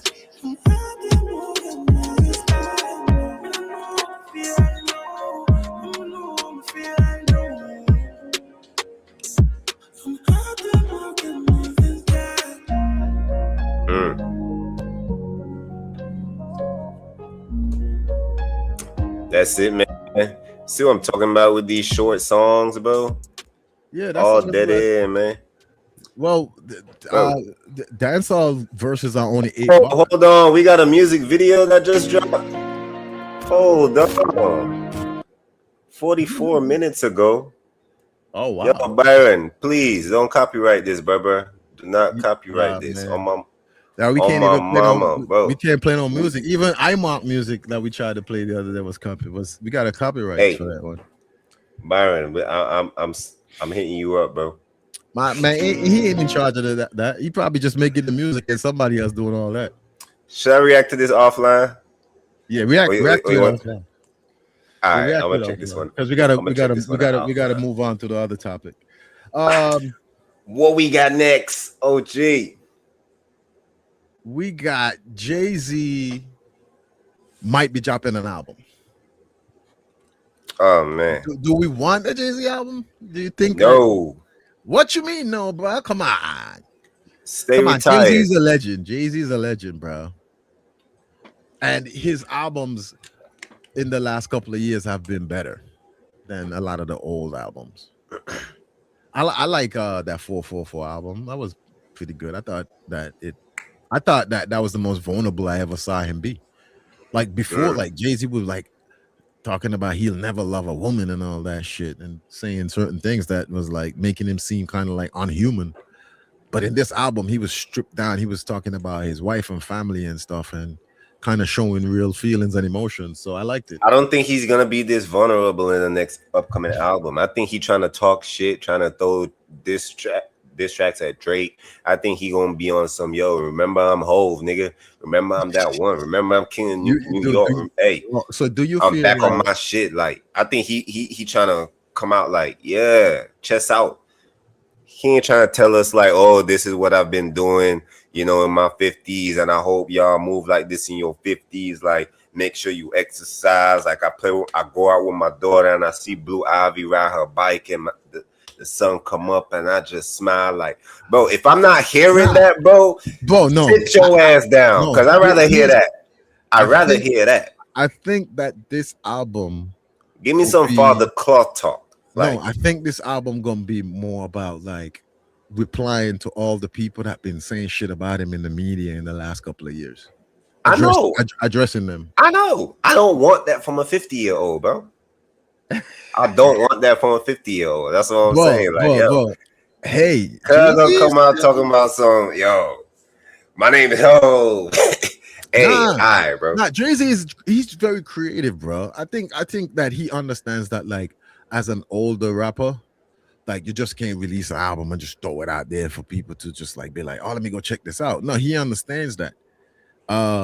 He understands that like he has to find a very cool way to either release music or put music out. Like even 50 was saying, I mean, if you want to look, you can see if you can find a clip of 50 and Ebro talking about putting out what they should be doing as older artists, putting out music. But if you can find that clip, you can look it up. Don't get me wrong.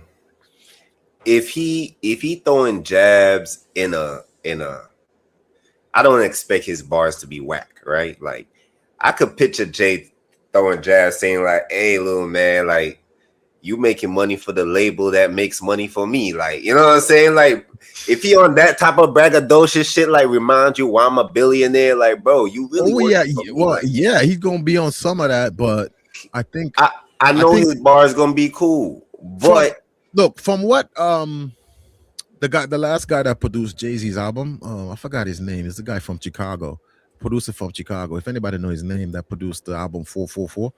I think it's called No ID. I believe his name is No ID. I think what No ID said, what I understood what No ID said when it comes to JayZ. He said that JayZ is a type of guy, right? Even though he knows, like, if he ever wanted to put music out, he could just go put it out. He understands that. He has that type of power.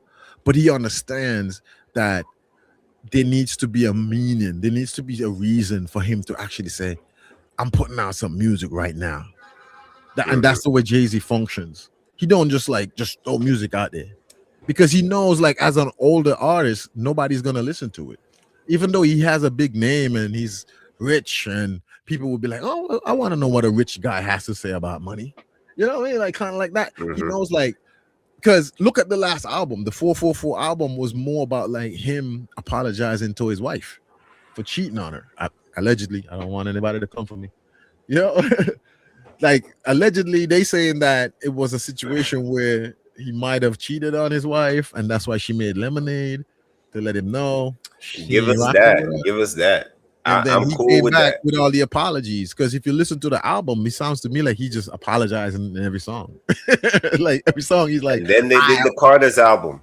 right, and then they did that album together. So it's like he needs a reason to do an album. He needs something to motivate the reason why he's putting out music. And I get it, when you're at that age, like it's tough. Like nobody want to listen to older rappers. Like this guy right here, he says JayZ is more of a businessman than a rapper to me. He will never recover from Nas in my eyes. Yeesh. He was Damn. Biggie and Big Tupac's Nas son. fan in the chat.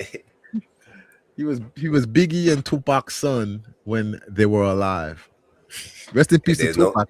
His there's trial no is cap happening right now. there.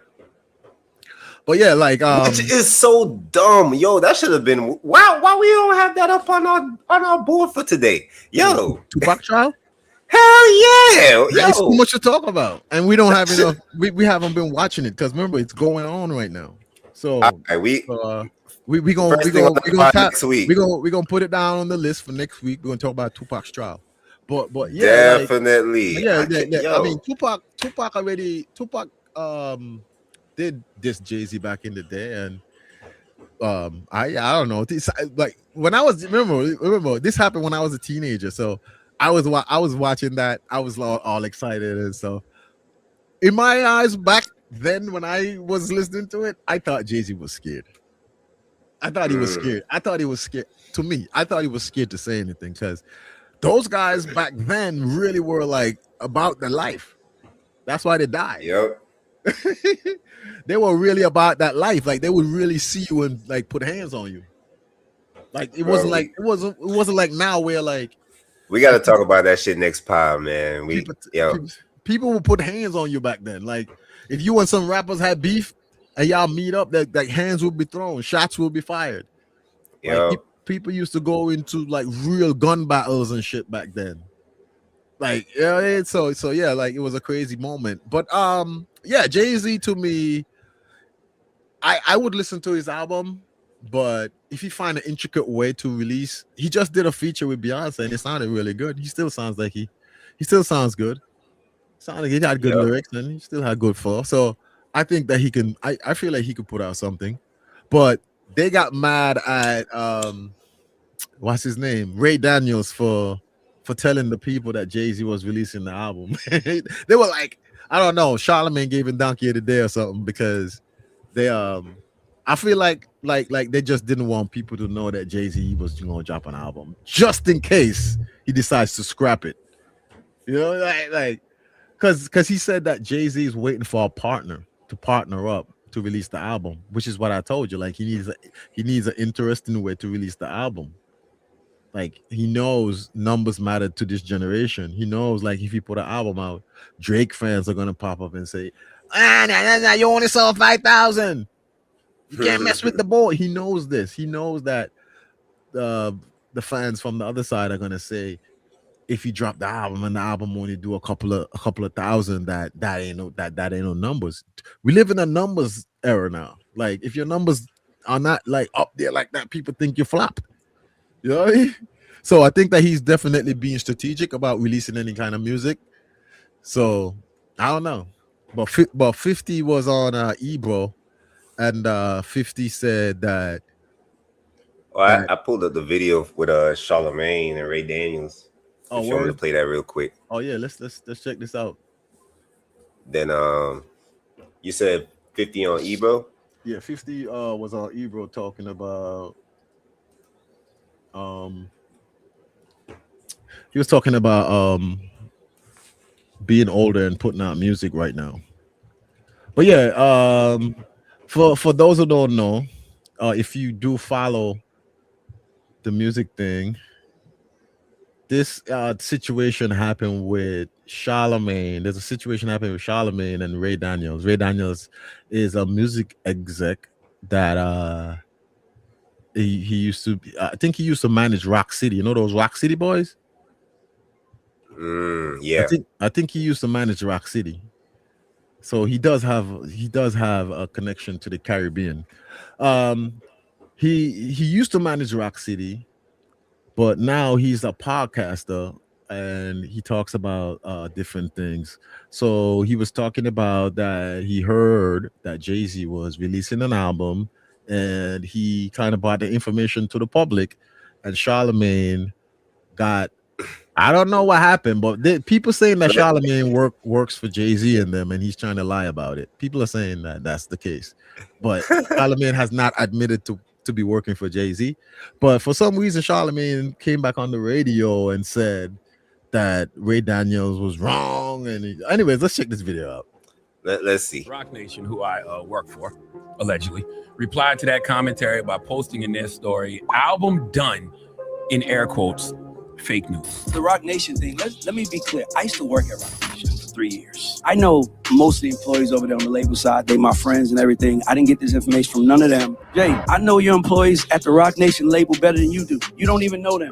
You don't know who these people are. And let's be clear. I worked at Rock Nation for 3 years. They don't pay that well. Rock Nation was being formed. You were the first A&R. This is the note that JayZ gave me to be the A&R. It says, start at 50K. Senior Vice President A&R. Another thing, my checks didn't come from Rock Nation. They came from Live Nation. JayZ is Ronald McDonald. Live Nation will be McDonald's. Watch when Live Nation cut JayZ off. Watch all that billionaire talk. I'm putting 2 and 2 together like a student would. That guy don't like JayZ at all. I wouldn't want no employees of mine to get paid from my parent company unless that's the business. Rock Nation, who I Okay. So there's a little bit of context. So that guy was talking before Charlemagne. What's his name? Ray Daniels. Charlemagne has Trini. He said Charlemagne might have Trini links. I don't know if Charlemagne has Trini links. He might though. A lot of people. Oh, word? I don't know if he does, because he always often talk about he's from. I think he said he's from the same. Where's J. Cole from? Because J. Cole, Carolina, North Carolina, or right, South Carolina. South Carolina or somewhere. Charlemagne often said that he's from South Carolina or somewhere, and his family is American. So I don't know. But anyways, Charlemagne went on the radio and gave Ray Daniels Donkey of the Day for saying that JayZ's album is done and he's looking for a partner to release it. And Ray Daniels is clapping back and saying whatever. But Charlemagne is like he never critiques JayZ at all. He never says anything bad about JayZ. I just feel like, but so now people are speculating that he might be working for Rock Nation. That's why. Do you believe that? It's kind of like how DJ Academics is working for OVO. He is though. Yeah, he is. Drake gave him a chain and shit. So he is working for OVO. He legitly is working for OVO. Yeah, I think so. But I don't know if Charlemagne is working for JayZ. He might just be a super fan. But I think that they said Charlemagne had some kind of like connection to one of JayZ's company, because he had a stake in a casino that JayZ was purchasing in New York. So, Charlemagne is doing business with JayZ probably. So he doesn't want to talk anything about him. I mean, it's like saying bad things about a business partner. Yeah, that could harm you. Yeah, that could damage the money. And Charlemagne looks to be doing very well right now financially. Like, he just got a big record, a big broadcasting deal with the company that he works for. He just got, I think, like a $250 million investment to create his own podcast broadcasting thing, which is called the Black Effect or something to that effect. But yeah, Charlemagne is doing really well right now. I don't think Charlemagne wants to damage any kind of like business relationship. So I don't think they're gonna get him to say anything bad about JayZ right now, because JayZ could be putting him on to some good deals, man. JayZ does have a lot of good corporate links. You know what I mean? Like, a lot of people. He knows a lot of people. So, like I wouldn't want to mess up my money either. You know what I mean? He could get you on the Super Bowl halftime. Shit. Damn, he could get you in. He could get you in a meeting with billionaires that would consider investing in your business. I mean, hell yeah, you really got motherfuckers out here debating: should I go get this $500,000 or should I have a dinner, sit down with JayZ? The fact that that's a conversation should let you know who JayZ is in itself. Exactly. JayZ has a lot of people like to act like JayZ ain't got no power.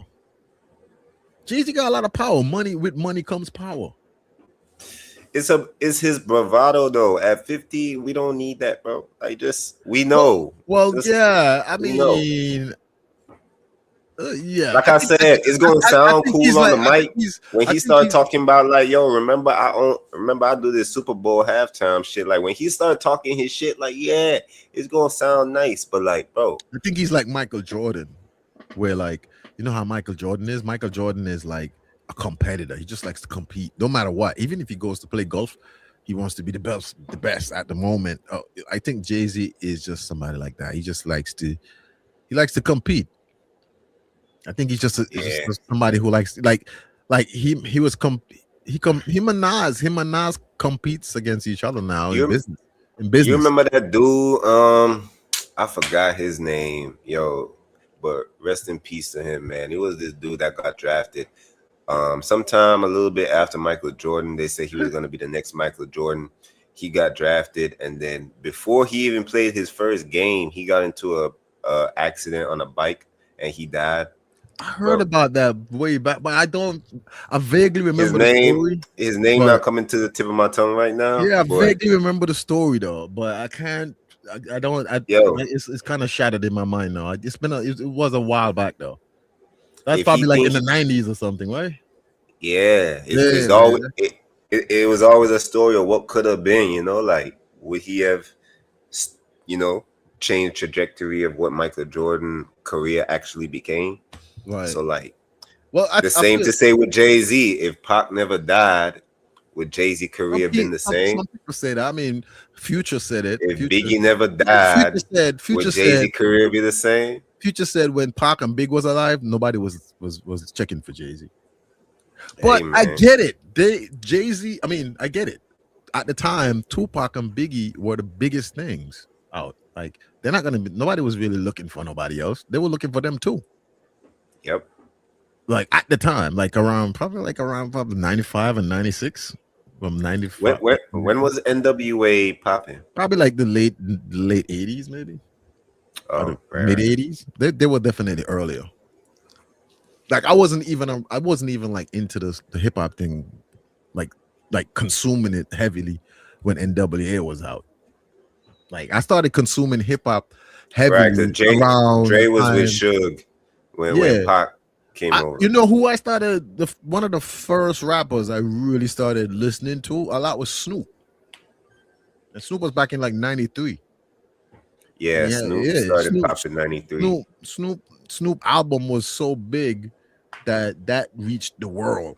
Like the whole world was listening to it. And his story about like almost going to jail for murder and all that, he was big. Like you could imagine like at the time how big that could have been. Like you're the biggest rapper. They're charging you for murder. Your case is on international news. Like Snoop was a murder case. Snoop was big, bro. People, like a lot of people wasn't there to see it, but Snoop was big. Long Beach. The chat says that I think NWA was 1986, and the chat also said the basketball player I think you're talking about is Len Bias. Yes, Len Bias. Long live Len Bias, man, bro. Thanks to the chat, man. You really, you know what I mean?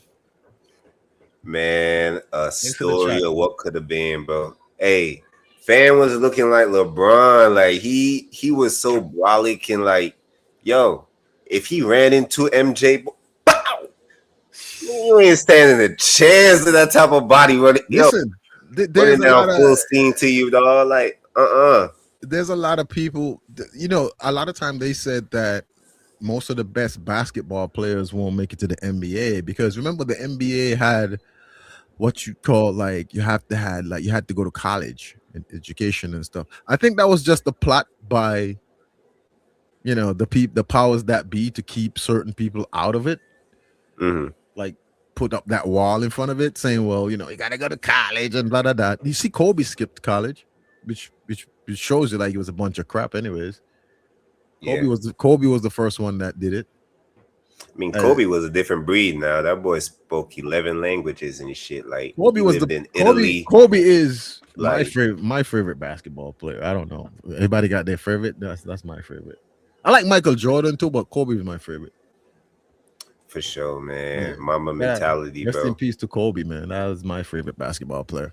But this video right here, this the one with Ebro and 50 yeah. Cent. So basically, this is Ebro and 50 talking about like releasing music as when you get older.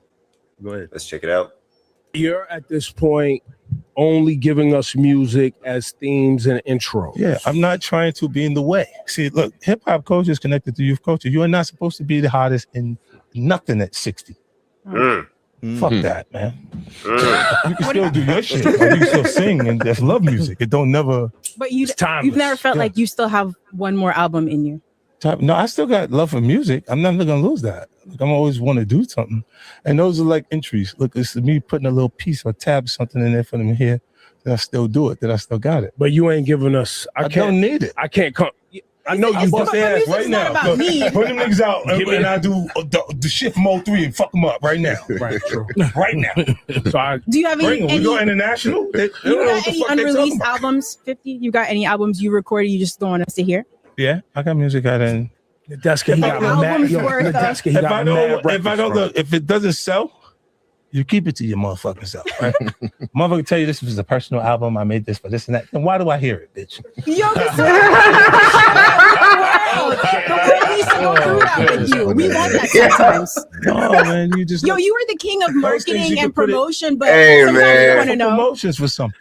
Hey, man. If it's personal, why I gotta share it with you, bro? It's a personal album, gang. I don't agree with it. I don't agree with it. Oh no, I gotta hear it.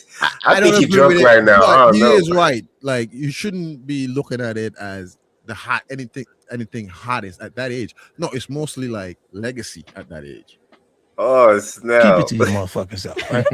Motherfucker tell you this was a personal album. I made this for this and that. Then why do I hear it, bitch? Yo, sometimes you need to share that with the world. The world needs to go through that with you. We want that sometimes. No, man, you just. Yo, you were the king of marketing and promotion, but sometimes we want to know. Promotions for something. Yeah. If you want to do it, like tie it to something and just let it go.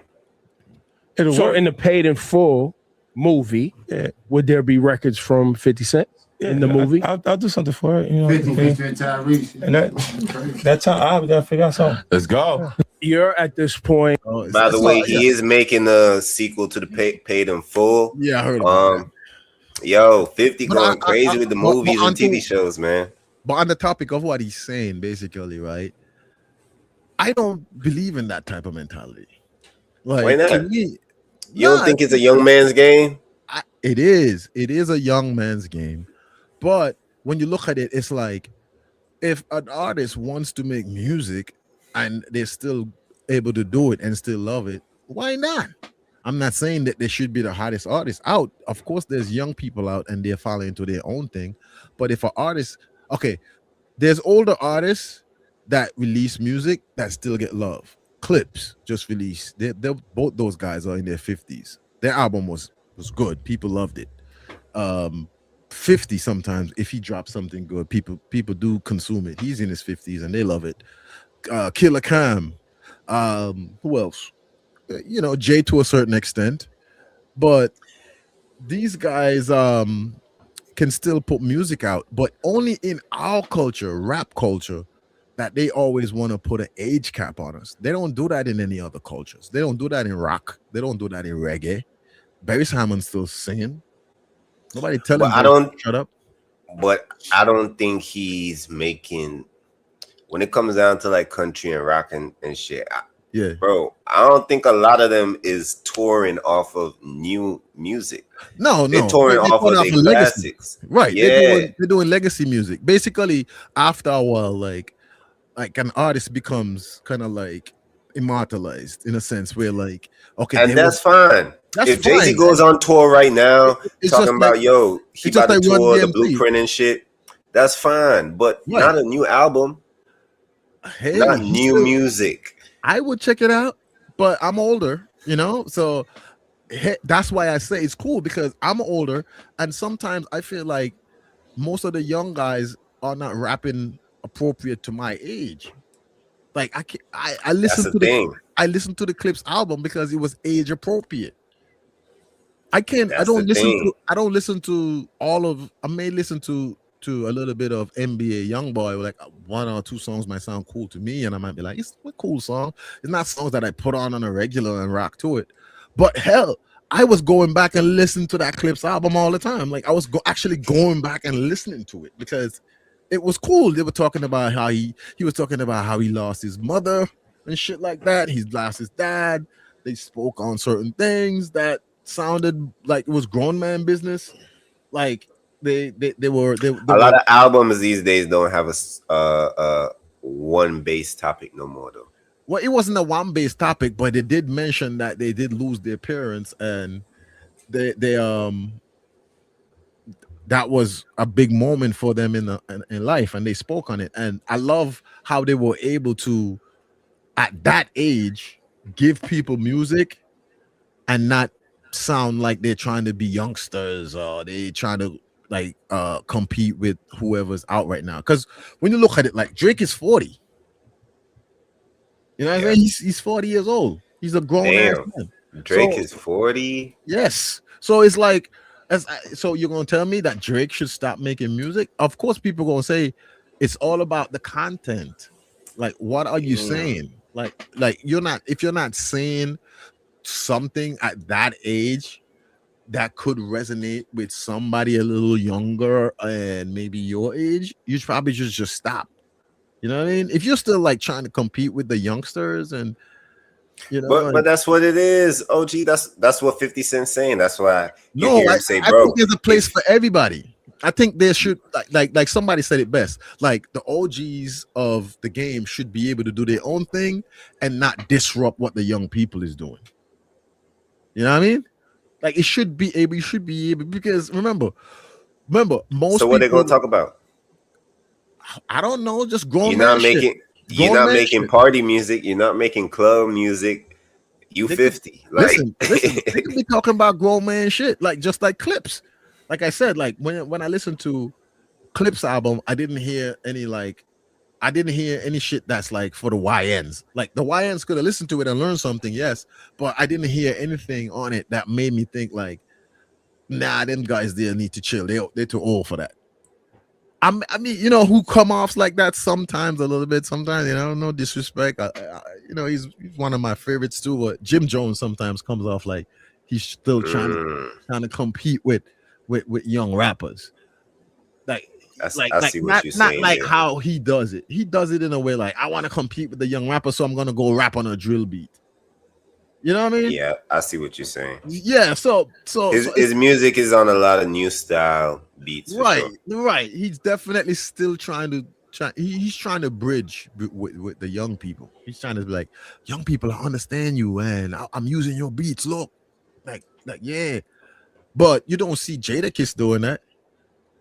Like Jada, you don't see Jada doing that shit. Jada even said that he feels like drill is one of the worst offspring of rap. Like he didn't even rock with it like that.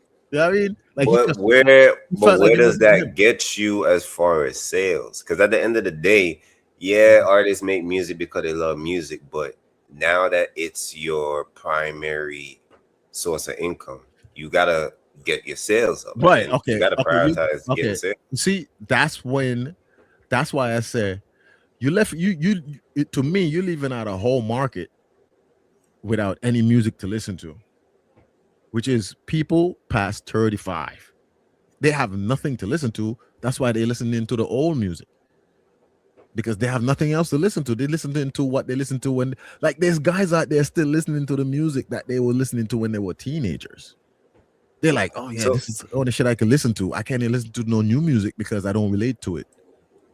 You know what I mean? So when an older person drops, listen, when Barry Hammond drops, the old soul reggae people love it. They're like, oh yeah, that old soul reggae, man. We miss that, man. Like, yeah, man, I'm glad he put a song out. You know, even though he's 75 years old, they're glad he put something out, because they ain't gonna. Buju Banton just dropped the other day. You would think like he's in his 50s too. You would have think like, hey, he dropped something, nobody gonna listen to it. Bro, this shit was fire. Like, Y'all go check out the album, man. Yeah, and he actually reflect back to the older dancehall sound. He wasn't trying to like modernize. He wasn't using the more modernized dancehall. Like he wasn't using the trap dancehall beats. He used regular dancehall beats, and that shit was blowing up the internet. Which goes to show that there's still an audience like that out there that never gets served. So I feel like 50 is wrong. 50 is talking from his perspective. To him, he's a numbers guy, and he's done too well to drop any album that's gonna flop. So he's gonna keep his legacy intact. He doesn't want any. He understands the laws of power. He understands that to be powerful, you gotta look like you're always winning. You can't have. You could have losses, but if you put your losses out there for the world to see, you're gonna look like a loser. You're gonna look like a loser. So what you do is you stay on the winning side. It makes no sense for me to put an album out knowing that I did so good. You know the last album they did and it flopped? I think Curtis Fire. Didn't Curtis Fire? Or was it Animal Ambition? He sold that shit for Bitcoins because he knew he was not gonna sell. He knew it. But I think that he's saying these things because him as an older artist and him as an artist that sold so much records don't want to fall into that bracket of that shit flopped. Yeah, I mean, he just don't want that to happen. So his comparison, right, for him, because I'm telling you, Nas put out some fire records a couple years ago. Nas was on a roll, dropping album after album in his 50s, killing it. Working with they didn't sell as much as as what we would think is successful, but they did really good still though. They did really good, and it kind of showed us that Nas could still do his thing at that age. He was working with Hit Boy and he was doing well. So I feel like there are artists out there that could age well with the music and still serve a section of the audience that don't get served because nobody cares about them. People just feel like they're old and washed up and they don't need to be served musically. That's why they just go back and listen to the old music. They just go back and listen to Marvin Gaye, and that's why like your parents might still be listening to Marvin Gaye because to them they haven't heard anything modernized that compares to it. Like, but sometimes you don't want to. Like sometimes that old shit still slap. Like it's timeless music. It's true, and sometimes people do remix it and stuff like that. But yeah. It's a fact. I don't like people who comment, "Yo, I miss the old XYZ." The old artist. I hate that. Like, I hate that. Like, bro, then go listen to my old shit. Then, like, what you mean you miss the old me? Like, yo, go listen to my old shit. Is that simple, bro? As a creator, as an artist, as somebody who creates and stuff, I hate that shit too because I feel like you're not giving my new shit a chance. I just feel like like stuck on the past. Like you're not even giving me a chance to show you what I have now. Like exactly. Like can't you just clear your mind of all the critiques and just listen for a second? You know what I mean? Like, but people can't, bro. They're just stuck on the past. To them, it's all about a feeling. Because remember, people want to go based on how they felt when they first heard that shit. And if that's why I don't want another 50 Cent album either. Right, because that's why you go back and listen to Get Rich or Die Trying. Exactly. You know who said that? I think that girl, one of the girls on Breakfast Club said that she would rather him not put out anything else because if it's not gonna be, if she's not gonna be like that, if the feeling is not gonna be there, then it doesn't make any sense. But anyway, let's go to the chat. The older generation don't have a big social media presence, so the older artists won't be able to live off making music nowadays for the audience. True, that's true. They didn't grow up in social media. The younger generation knows how to use it better, knows how to market themselves better, right? And social media is just that much of a powerful tool. Yeah, same thing. It just so happened people like 50 Cent, people like because he was a big selling artist. Dog, these type of people, they understood how to use social media to their advantage. JayZ does not know how to use social media to his advantage. JayZ is the type of guy. Here, I don't know the man. Sorry, so I'm just going based off of how I look at it. JayZ is the type of guy that he's. I'm also saying this based off of what I see too. Right, alleged, because these guys be like I'm gonna shut you down for saying some shit, but alleged. Anyways, JayZ to me is the type of guy that he likes to be portrayed in a certain way, and he's using old celebrity tactics.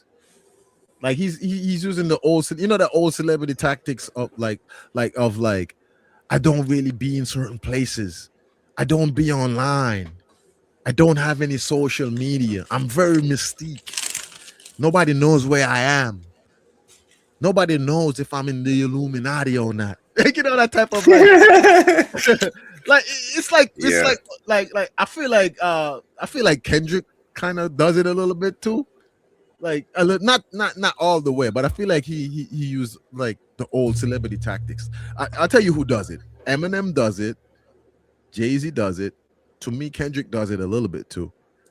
NBA YoungBoy, but NBA YoungBoy be online more than JayZ or Eminem. He's starting to now that he's out the country.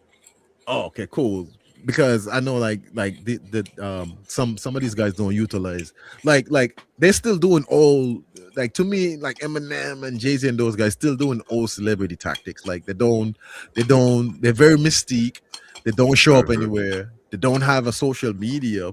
Eminem does have social media, but he's not on there personally talking to anybody. It's just, I think people like Eminem, his fan base gonna do the work for him. Right. Eminem. Remember, Eminem is like on Michael Jackson level famous. Yep. Yeah, so like he's on Michael Jackson level famous. So it's like, remember, he got the blacks and the whites. Exactly. So you're like them kind of guys and stuff. Like they're so famous that it's like hard to even get to see them on a regular because they're that famous. They don't even want to be seen online. They don't even want to, like, you'll never catch Eminem just with his phone in his hand talking to the phone online. Have you ever seen that? Yeah, have anybody ever seen Eminem online just talking into his phone? I ain't never seen nobody in that era, in that generation. Oh, hold on. He said he's not. The chat said Eminem is not Michael Jackson level famous. Hey. What you mean? Well, okay. He's not Michael Jackson. He's not Michael Jackson. Okay. Let's put some respect on Michael Jackson. But shout out to Andrew. But way too high. Eminem is up for Eminem. Eminem is not up there with Michael Jackson. Y'all don't think Eminem is up there with Michael Jackson? But he is close. You can't deny. Hey, he got to be the closest one though. Then if he's like who said that in a rhyme? Somebody said something in a rhyme like that. They said if I'm not close to, if I'm not on his level, then I'm the closest. Somebody said that in a rhyme. If anybody knows how to really hip hop, who said that? But Eminem might be the closest one then to Michael Jackson. What y'all say? Y'all don't think Eminem is the closest one to Michael Jackson? Because I think we're at a point where Eminem has. It said Bob Marley and Michael Jackson are in different brackets in terms of. Okay, but wait, hold on. I mean, Michael Jackson is the most famous person ever. How long was Michael Jackson's career? About 30 years, give or take. A long time. He came from probably the 70s right up to the 90s. About 30. No, because he died in the 2000s, right? Remember, he was a kid star first in the 70s. Right. So about 30 years, give or take, right? Yeah, about 30 plus years. Eminem's career, about 30 years, give or take. Yeah. You say we hitting the 30-year mark? And Eminem right now is probably just about the age, just a little bit above the age that Michael Jackson was when he died. Michael Jackson died when he was 50. So like, let's compare that. We can't compare the impact of Michael's death because obviously the music went up a But bunch. and You know what I'm when you saying? die People too, started asking, who's Michael Jackson? Why are you mourning about him? Let me go check him out. Other people go check him out. Other people fall in love with him. And then, you know, his fan base grows even more. bro. Same thing happened to Bob Marley. So we can't talk about post-death. I'm just talking about While they was alive and the impact while they was alive as an artist. Is Eminem up there with Michael Jackson? I would say yeah. Chat. Keep it a buck with me, man. Like let's keep it a buck, bro. Let's keep it a buck. For real. I don't know. Because based on when MJ was alive, I was, for those who know, for real, like your boy, a real dancer, for real. Yo, I was watching this, man. I had my churchers on in the front room, doing the moonwalk, doing all that. Like I was watching this man growing up. I know the impact he had on my childhood. Michael Jackson definitely gonna win because he's loved by everybody. Yo, you ever seen that video of Michael Jackson? You ever seen a video of a tribe in the Amazon? They showed them a video and asked them if they know who this was, and they said, "Yeah, a fucking tribe, bro. They don't even watch TV, and they knew Michael Jackson." Man, they didn't know who Eminem was. They didn't know who Eminem is. They couldn't tell you who Eminem is. But a fucking tribe in the Amazon jungle knew who Michael Jackson was. That's crazy. The chat says Eminem is in Daddy Yankee reggaeton side of bracket. Eminem couldn't polish Michael Jackson's shoes. Oh my gosh! Eminem is like Bad Bunny fans. Hey, I'm not the one saying this. This is people in the chat. Okay, I didn't say that about Eminem. I do feel like Eminem is big, but some people say because he's white.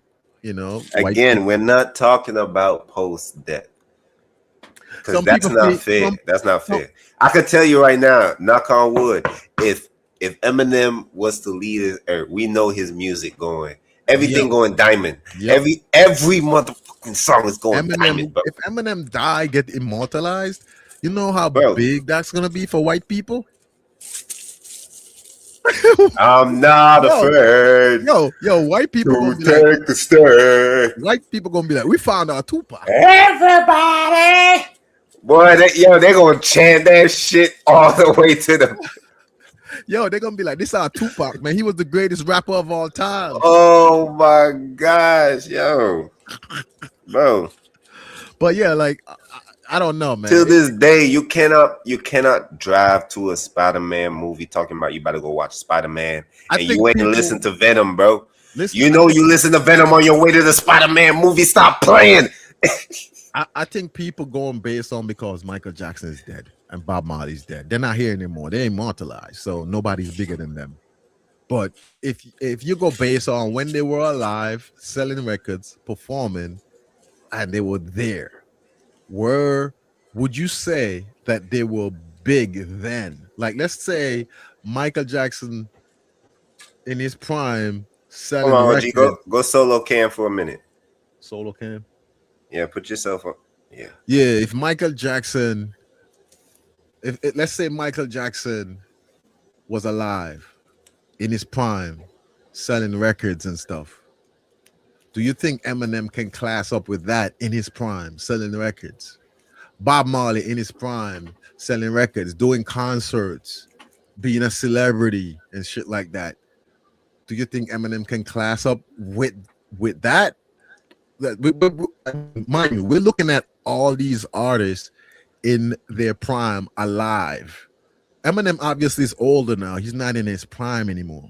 So he's not out there selling a lot of records like that and putting out a lot of new material. But there was a time when Eminem was like on that level of like super big, where like everybody know him. His records are killing it. He like anything that he appears on is going super platinum. You know, so that's my theory. Like I just feel like if all these artists are alive and they're like functioning as artists, Eminem might be Yes. able to class up with them. We talking about alive. Is I'm not- Eminem bigger than Drake? Hell yeah. Of Hell course, yeah. Eminem.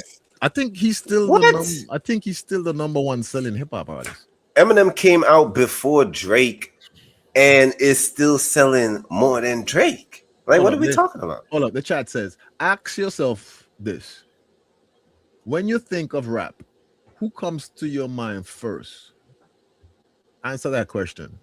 Tupac. Yeah, Pac, JayZ, definitely.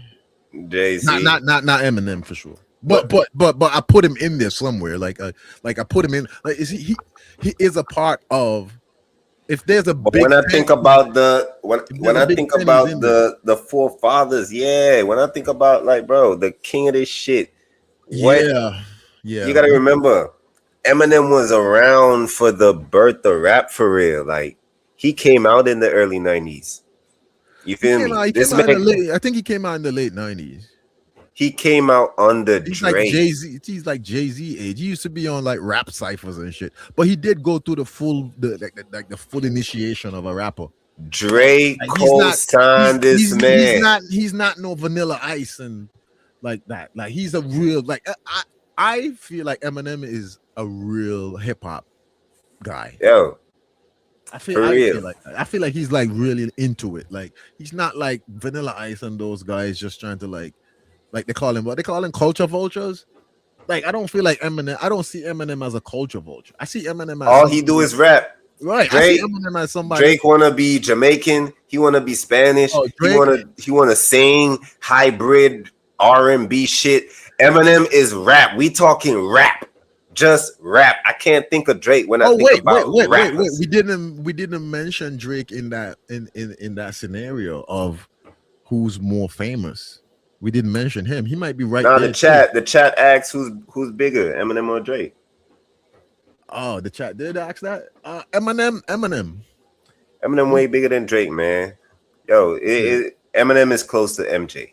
Yeah, he's probably the closest. He close to MJ, bro. Alive.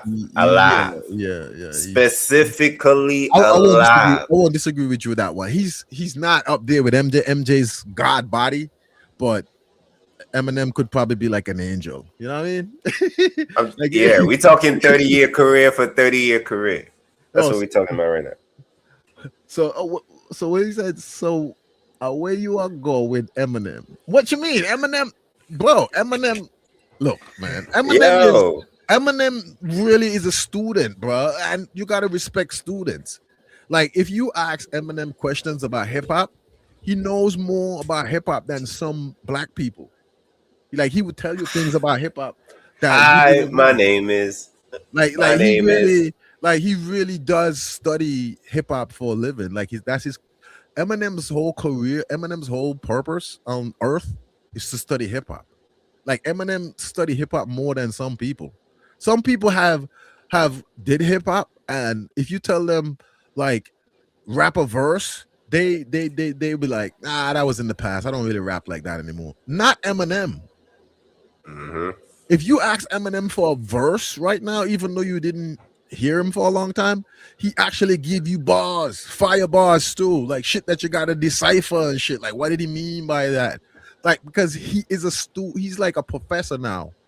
Eminem is a professor of the game now. He's not a student anymore. Yo, as you said that, there was a viral tweet. Somebody had told Eminem, like, yo, I bet you can't rhyme something with some word that they Orange. said nope. Was it orange? Yeah, orange. I think he said nothing rhymes with orange.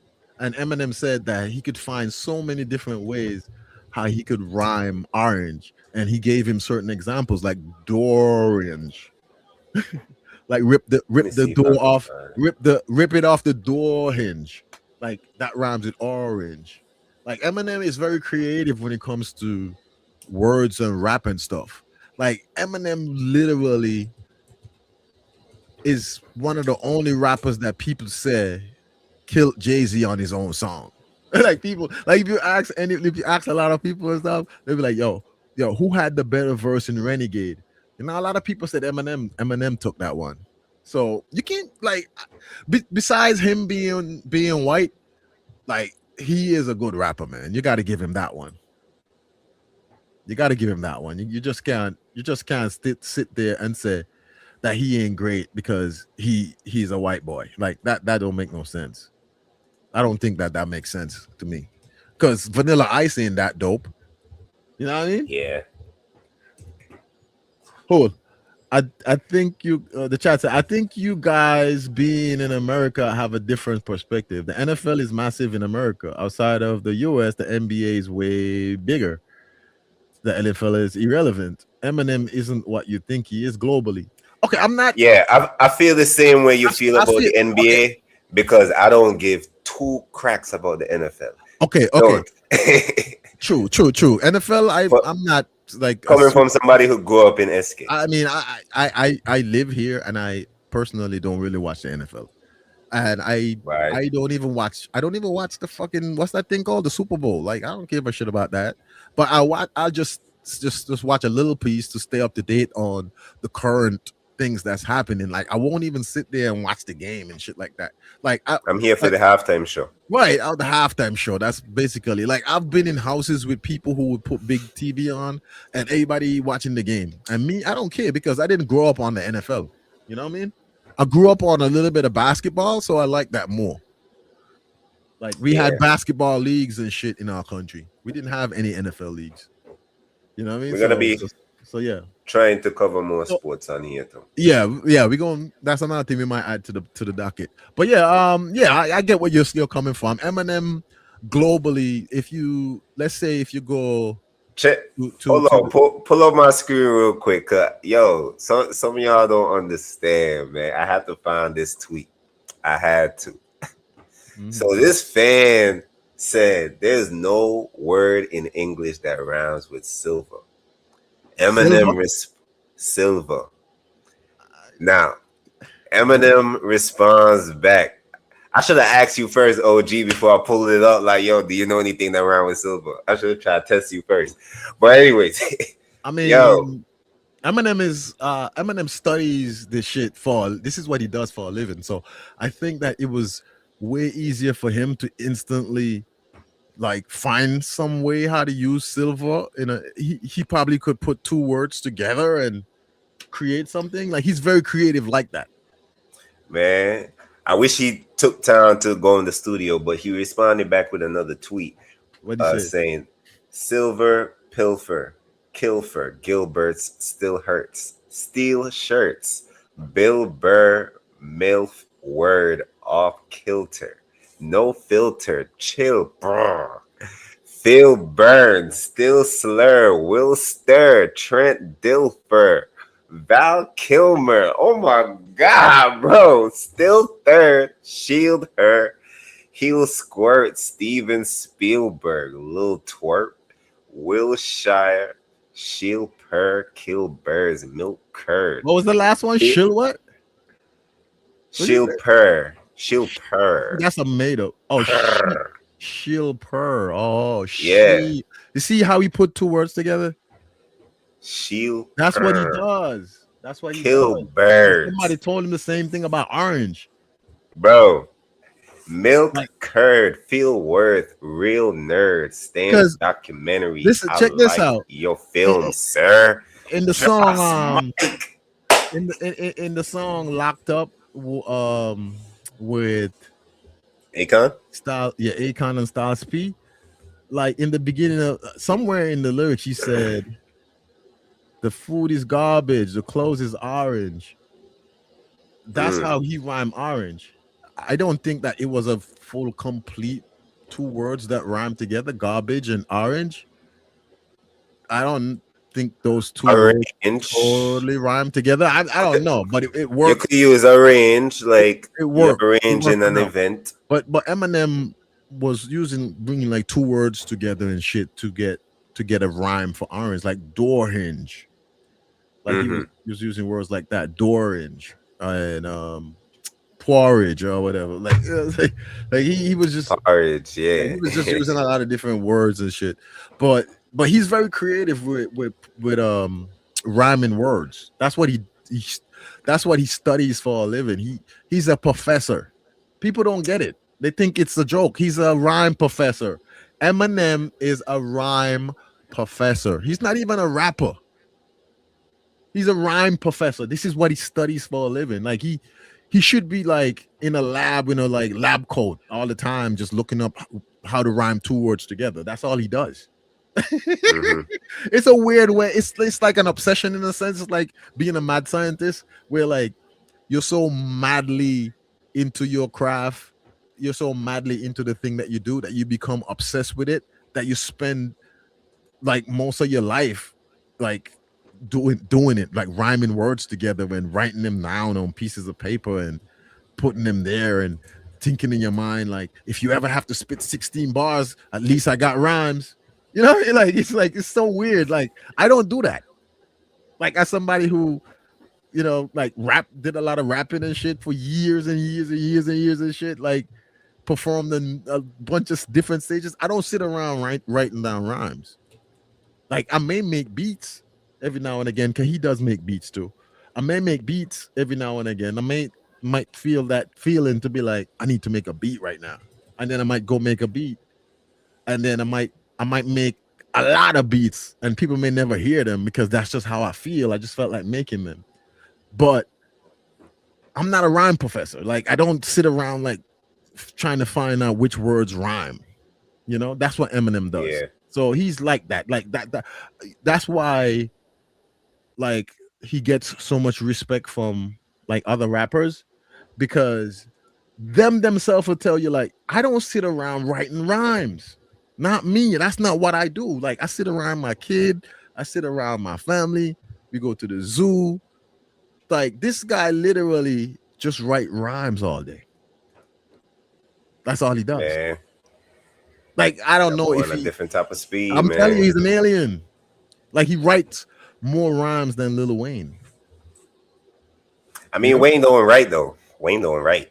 So. Yeah, Wayne don't write his rhymes down on paper, but the way he's recording it, it's a form of writing. Wayne is another one. OG, put it down. Listen to 50 Cent. You done, boy. You great. Lil Wayne, you a legend. But if I want to listen to Lil Wayne, I promise you, I don't listen Carter 6. I listen Carter 3.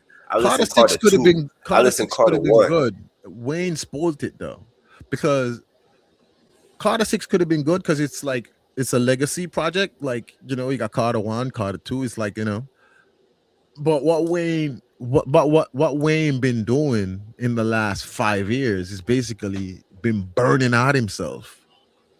He burns himself out doing drugs, and he was so burnt out by the time he got to Carter 6, it sounded like he was tired. Yeah, like when you listen to the album, he just sound tired. Like he just sounds. He was going through all that hoopla with. Well, he did a lot of.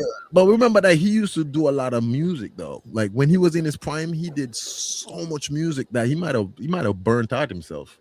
A lot of features. Yeah, he did a lot of music when he was on from let's say from a lot of remixes from 07, from 07 coming up there, going on to he was on every, he was featured on so many different songs and so many different verses, and he said that he literally lived in the studio. All he did was just rap and rap and rap and rap, and I think he just got tired. I think he's just tired. Unknown person. He might have peaked. Unknown person said UK rap is dominated with wordplay. You would hear more wordplay from British rappers than American ones. It's just the British accent doesn't deliver rap music as effortlessly as the American one. That's true. Facts though. Facts. I definitely feel that their delivery is definitely different to an American. So I don't know if that's subconsciously makes them feel that they got to go harder on the pen since the delivery is taking a hit. I always thought that they had a one up on American rap for sure. What they do have, they UK rap. When I do listen to UK rap, I do hear a lot of wordplay. I just feel like for people that really listen to rap, that really love rap, they'll take a little listen, but I think the accent is what kind of makes them not dig in more because they're not used to it. You know, they're not used to hearing it. It sounds very strange to them. As soon as Shout they out hear, Bugsy Malone. as soon as they hear the UK accent, they kind of get turned. I don't know. I'm just saying, like, no disrespect to the UK rappers. UK rappers are dope, and a lot of Shout out lyrics, Dave. a lot of lyricism going on there. But for people who I've seen them, even to us, like Caribbean rap, even to Caribbean rappers, like even to Caribbean rap. If you're from the Caribbean, sometimes you like to twang it a little bit. You like to, you know, you don't want to do traditional style of rapping. You want to add a little what they call patois in there, here and there. Mm-hmm. Once you do that, they instantly put you in a reggae category. Instantly. Once you start, that's why when I did my rap, I just kept it kind of like traditional American rap because that's the bracket that I wanted to stay in. Rap. I wanted to stay in hip hop rap. As soon as I started like doing any kind of thing outside of that, like twanging my voice and changing up my accent and doing all that, instantly they were like, "Oh, you're a dancehall singer." You know what I mean? So like, yeah. So I think that's a challenging thing about it. It's like, even though UK rap is very lyrical and they're doing a lot of wordplay, American rap in its traditional way, in the bracket of hip hop, is not, that's to them, they're not gonna see that as, you know, hip hop. Like they're weird about it. It's a very weird thing. Like that's why they be telling some young, oh, that ain't hip hop, because of like probably the youngster was just doing something different, you know. But yeah, UK rap was definitely dope. Definitely a lot of great lyrical lyricists in the UK. Shout out to Lady Leisha. Shout out to Lady Leisha. Drop this Skunt EP, please. She need to go work with some of these SKN producers, man. Hit up them producers. But we got I gotta go in a few. So we 2 hours in. We about 2 hours in, but unfortunately I got stuff I gotta get to. It's getting late. We gave y'all another long one. We gave y'all another long one, man. Y'all lucky when y'all get these long ones. Feel lucky because these ones don't happen on a regular. Like I just don't have this kind of time. I just don't have this kind of time, man. This ain't paying the bills yet. You feel? No, I don't have this kind of time. You know what I mean? I'll be getting texts and shit while I'm doing this. Like, yo, where you at? I'm like, yeah, I'm busy. You know, I'll be back in 2 hours. But I want to thank everybody for chiming in today. Don't worry, man. Like the more y'all start chiming in, the more y'all start being a part of this community, we gonna give back to y'all, man. So yeah, man. We gonna give back to y'all. We're all in this together. We win, you win. We consistent now. We consistent. We've been consistent for like what, 2 months? Yo, we ain't miss a week. You feel me? Yeah, so we've been out here. Man. So thanks for the love, and y'all come through, show us, share the live, man. When you see it pop up, share the live, get it out there. Don't forget that you can go to my website, blunkillers.com, and you can purchase hats, t-shirts, stickers, and stuff like that. So hit up the website, get some merch. You know what I mean? Support the thing. And hey y'all, and comment down below what y'all want to hear us talk about next week as well. You know, because we let it hear y'all input. Unknown person too. Unknown person being one of frequent viewers and commenters. Shout out to you, man. Whoever you are, shout out to you, man. You keep the chat. Yeah, you name unknown person, so we don't know. I'm gonna call you UP. We're just gonna call you. Yeah, you just shout out UP, man. Up. Shout out to Up. Yeah, big up, man. Big up. Oh, big up. Hey, man, make sure you like, comment, subscribe. We keeping this shit lyrical. Big up. Yes, sir. Big up. You done that, you know. Don't forget to like, subscribe, share the live, man. You can reach me at It's Dagger or at It's Dagger on any platform, TikTok, Instagram. I'm not on Facebook. They kicked me off Facebook. They didn't like what I was saying. They didn't like what I was doing. They be hating on me. So show some love. Mark ain't messing with you, man. That's crazy. Mark was like, get this guy out of here, yo. But anyways, man, thanks, man. Thanks for the support, guys. Shout out to the chat. Shout out, man. Any last remarks, King? Hey, yo, we gonna stay on top of the Masicka and yeah, we're gonna follow that and see what's Skillibeng. We're gonna follow that. You know, we're gonna definitely also we're gonna be adding, you know, we're gonna talk about more sports in future we're gonna episodes. add sports. We're gonna talk about some sports, you know what I'm saying? Definitely. Hey, I'm about to go react to what you all want to talk about too. If you guys have any topics that you heard about that you want us to react to, don't forget, comment, let us know. Comment down below. Ask us what we think about something, because we'll let you know what our thoughts on things are. I'm about to go check out the Byron music video, y'all. So okay, so he probably go over to King. On the lookout. Remember, you can go over to King's channel and check him out over there. He's doing a whole bunch of reactions. We react to whatever. Yeah, follow me on Twitch. We play the game. You know what I'm saying? Right. What's your Twitch handle? What's your Twitch handle? King Official 7. That's KIING Official. Word. And then we got a number 7 on the end because somebody already took my name. You know what I'm saying? So, yeah, that's how it is out here, man. I had to put a 7 on it. You gotta catch that name early, man. People getting them. Man, I learned now. Yep. All right, man. Thank you guys for tuning in. See you guys next week, Saturday, man. We are out of here. Peace. Peace, one love.